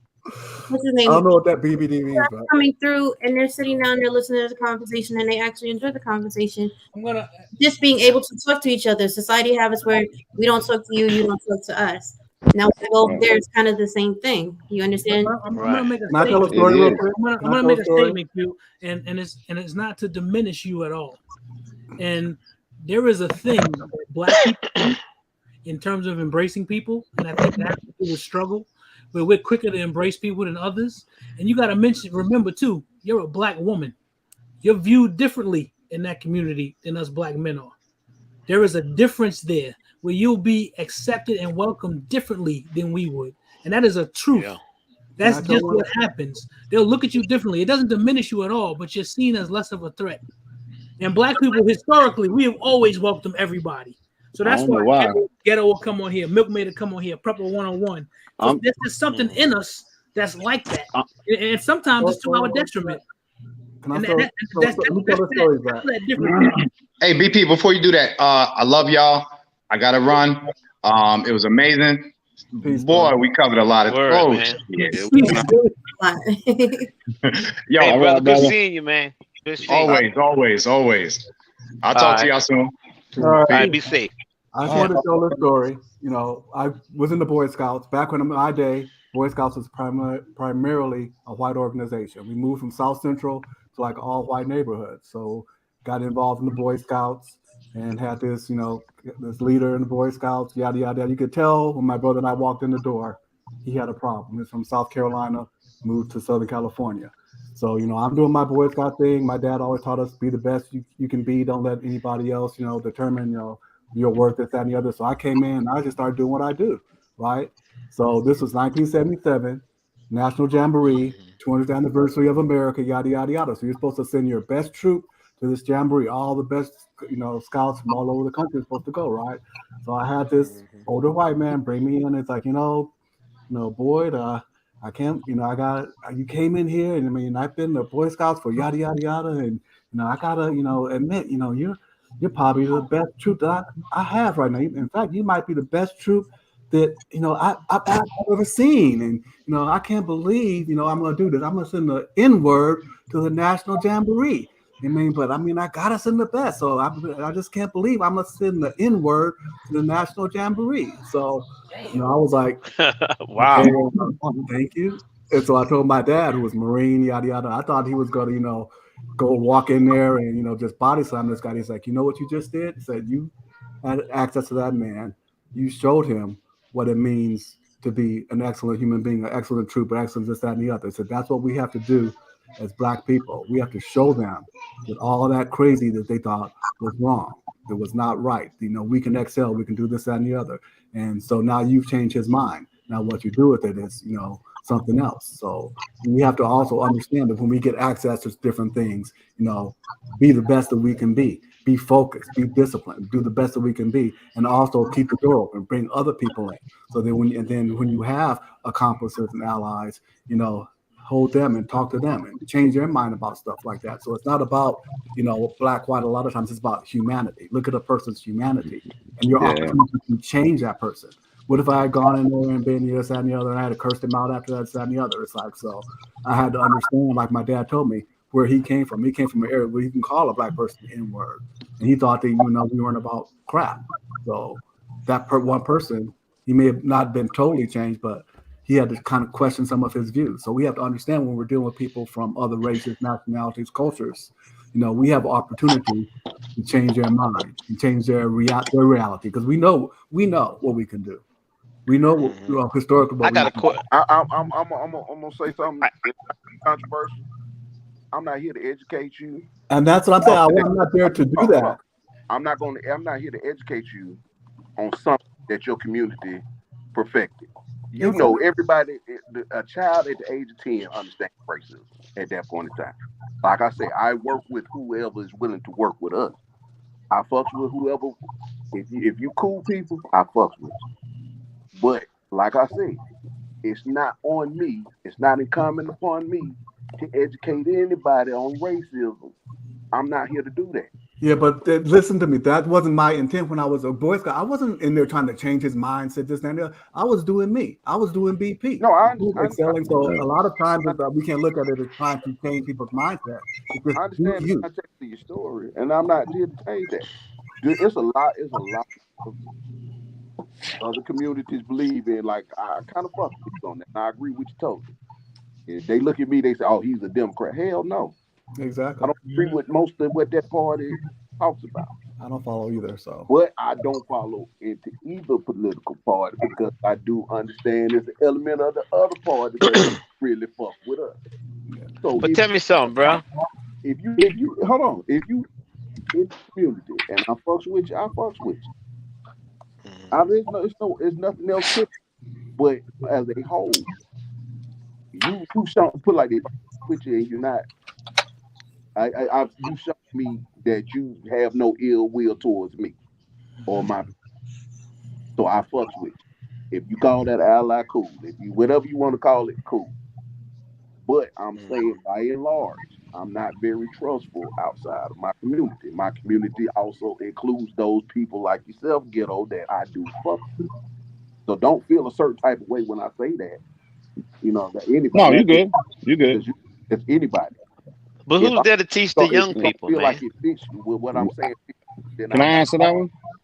I'm talking. Yeah. Okay. We got to teach them. We got to. So we got to deal with them. Sorry, Hotel. Your connection kind of runs in and out sometimes, so it sounds like you're done when you ain't done talking. My bad. If you missed it. No, I'm just letting you know. That's why sometimes people talk over you, man. It ain't because anything else. Your connection kind of. The way I've done it with my daughter is by action. That's the only way you really can cure any kind of racism or prejudice. You do it by your actions, and that's it. There's really no other. There's no talk. There's no nothing else. But how you carry yourself within society, within your own community, and reaching out to other communities, or however it is. It's just with your own life. And we have to stop self-limiting ourselves. A lot of times we self-limit ourselves. We put limits. I look back at my life, and a lot of times I put presuppositions and limits on myself based on what other people's thoughts and people. We have to stop doing that. We have to stop stopping ourselves. Stop limiting ourselves and just do what we do. F what everybody else thinks. If you have people who want to work with you, go with that.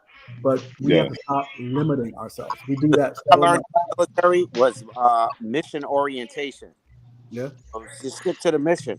If somebody on board and they down with the mission, and we about to get this complete. That's the motherfucker you roll with. Race, color, handicap, whatever. Fuck. And that's honestly you gotta why I get built my people on channel. point, though, man. Some people don't be on point. You might have to help them get on point. Left behind, they get kicked out the car. That's how you ain't got to help them. How we did it in the hood. You get kicked out the car if you're not down. It's not on you to help them understand nothing. If they see your program, this is your program. This is what you got going on. If they want to get a part of it, cool. If you don't, I'm not just gonna sit here and tell you 20 different ways why you should be on my program. No, if you ain't on my program, that's cool. Move on. That's right. If you prepping, if you stacking, and they ain't prepping, I do you, bro. It's not my job. I'ma just lead. I'm leading by example. There's nobody. You lead by example.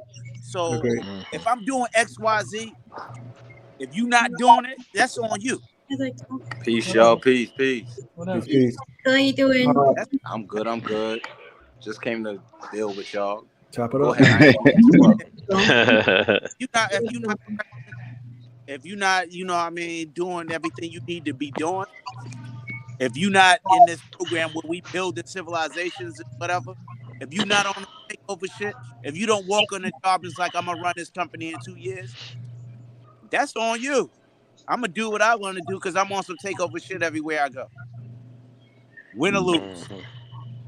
And what are you willing to lose? I'm throwing everything in, everything I got in. I don't give a fuck. I get better next time I lose. There you go. I kind of. You know, but that's but if you're not on that team, of building or doing better, even if you defeat, get back up and fight again, then okay, oh well. If you want to lose and you get defeated and you can't get the fuck back up, nigga, you get left behind. Excuse my language, but you get left behind if you can't get back up. And I can't drag you, but like or my life is at risk. Right. Yeah, you got to keep it moving. Movement. Yeah, you got to keep it moving. Strong to survive. I don't care where you from or what race you are, what class you got, what you got to offer. It's transactional. What you got to provide for the mission. If you can't do nothing but sing and count, that's good. You know what I mean? We got a place for you. Yeah, you got to be able to do something. Read a map or something. Everybody's extremely blessed. It's a matter of everybody's blessed, especially if you can walk and you can talk and you got 5 fingers and full physical ability. You got something to offer. You know what I mean? But it's your convictions that change that determines. Oh, I'm not working with this black person That's me breaking up or him? because I don't like the way he plays. Nah, probably you breaking up. I hear him pretty That's good. that bullshit. That has nothing. No, to do it's with him. I'm sorry, that's him. That has nothing to do with the mission. You know what I mean? The mission is to survive and make sure our kids survive, and you know what I mean, and flourish. Yeah. But I'm like Zach. I'm bugging in as long as I can. Our own communities hinder that? You hear me, Zach? What you say?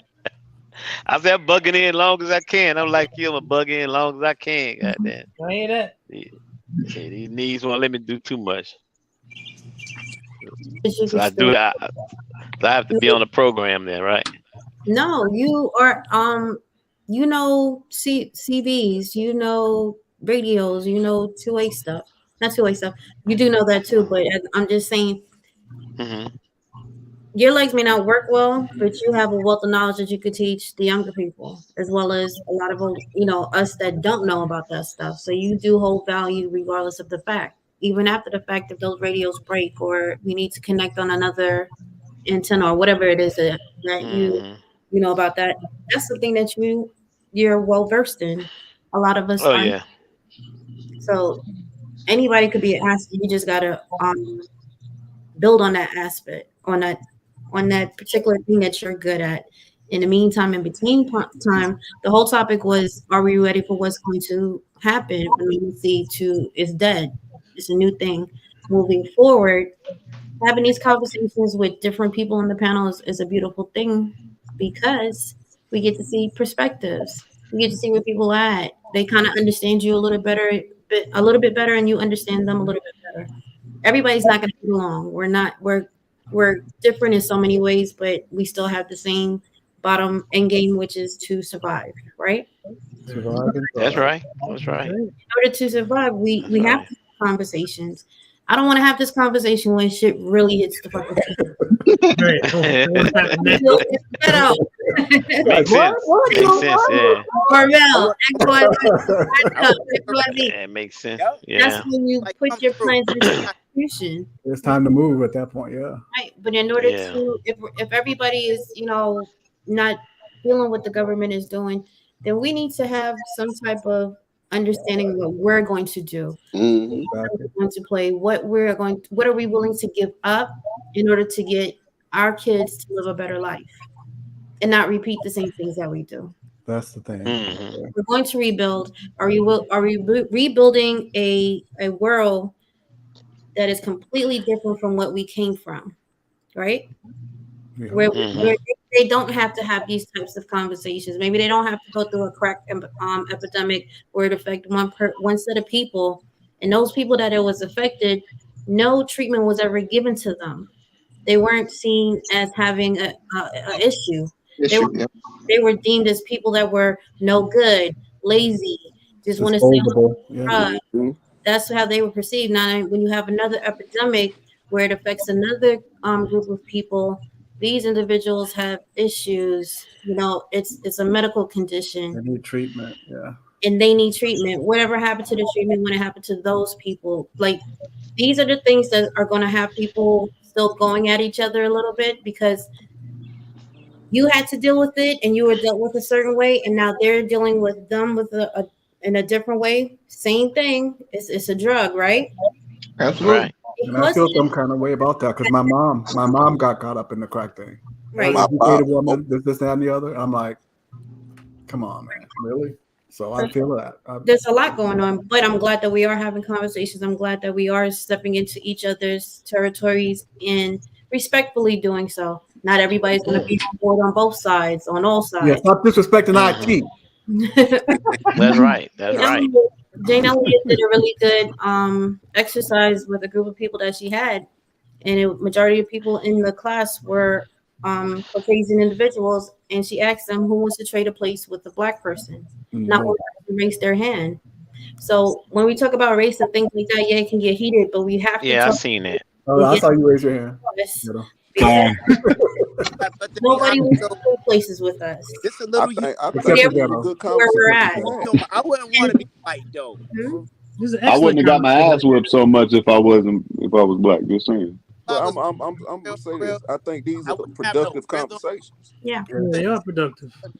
They need to happen. People don't want to talk about it, and that's part of the problem. That's right. It is. The problem with America. Instead We're of not talking talking about about it. I can respect anybody's point of view. If you walk up to me, tell me I don't like black people, cool. Hey man, that's how you feel. Yeah. At least I know how you feel. Right. I'd rather You're a better man than me. I'd have cracked him upside the head. I like my point of view is. That way I know how to treat you. Mm-hmm. Yeah. You know what I mean? You got the right to have your own view and feel how you I don't feel. care what you don't like. As long as what you viewing and feeling ain't affecting me, that's fine. It's when it starts affecting me when I gotta smack you. But it does affect you because they're teaching their kids that same hate, and that's where it needs to stop. That's why I said dude needs to be cracked upside the head. That's not on me. Feeling that. Yo, it's weak. Ignorance is strong, bro. Ignorance is strong. The lack of information, the lack of knowledge, that shit travels generations. Yes, yes, it does. Yeah, that's true. Some Yeah, bullshit that some sex or some shit to fix, or meeting the right person to fix. And I've been the only black dude in the room for like shit. God knows. That's because you in West Virginia, man. I mean, what the hell you doing? He in the Appalachians, bro. He around the moonshiners, bro. Yeah. Better put a pillowcase on and just fit in, bro. Just don't. You need to just start blending in. You wouldn't be. I'm sorry. This is the DMV area. This is the DMV area. You gotta know that West Virginia is part of that area. Y'all need a geography lesson. That's a Virginia, but that's not Virginia. The DMV is talking. I live in Virginia. I live in Virginia.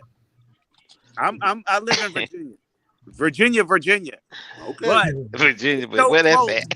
Maryland is 13 miles. I live near Maryland. Maryland's 13 miles, and West Virginia is 13 miles.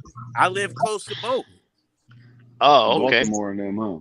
So Maryland, you ain't too far. You're not deep in the woods then, huh? Yeah, when you say West Virginia, you got to specify that, bro. You just I know, bro, because I think you deep in the mountain hills. I live in Virginia, but the West Virginia border is 13 miles away. The Maryland border is 13 miles away. Bro, because I'm going to tell you something, bro. DC is 40 miles away. Oh, if you okay, ever flown into DC, if you ever flown in DC and you came to Dallas International Airport, you was 15 minutes from. Okay, well, you all right then. You all right then. Stop telling people you from West Virginia. But I'm saying West Virginia not there.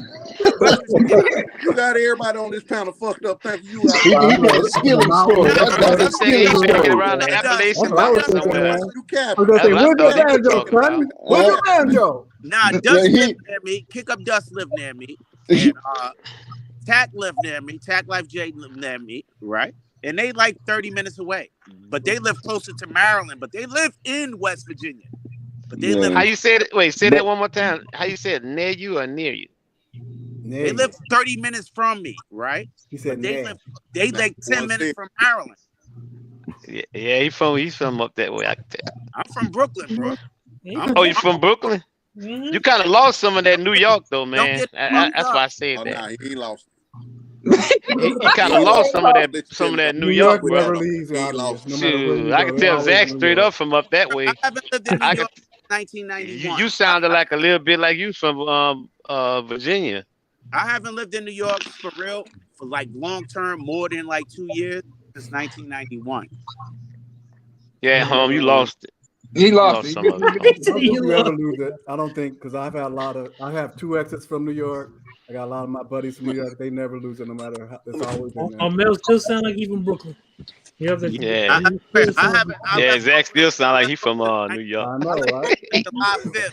I left Brooklyn July 5th, 1991. Zach is on his Zach veins. I see it floating from his head like a halo. Look at that. Got the NY over his head. I know that. I know that anyway. I know his voice from anywhere. But I lived in straight New York. Mm-hmm. I've been back to New York, but I haven't stayed more than 2 years. I can't stand that shit. How you set up that word up? That's old school, man. That's back in my age. Oh, right. Straight up, God. That's straight up, God. All right, guys, it's like 3 hours and 23 minutes. We've been deep conversation. Yeah. Deep conversation. Yeah. I appreciate you guys coming through. I appreciate it, Carbon. Absolutely. Yeah. Everybody, can I jumping on for the little time I had, Miss Carbon? Can I do a quick plug, Carbon? Sure. Brother This is honestly, if I can make just a quick plug, this is honestly why I built my channel the way I built it, and I named it the way I named it, because I came onto the YouTube scene as a prepper, but also as somebody that knows that we need to destroy the divide so we can come together racially, religiously, all that stuff. My point is on each side of the prepping community, there's still sides, unfortunately. Yeah, it's gonna always be that division, bro. The divide,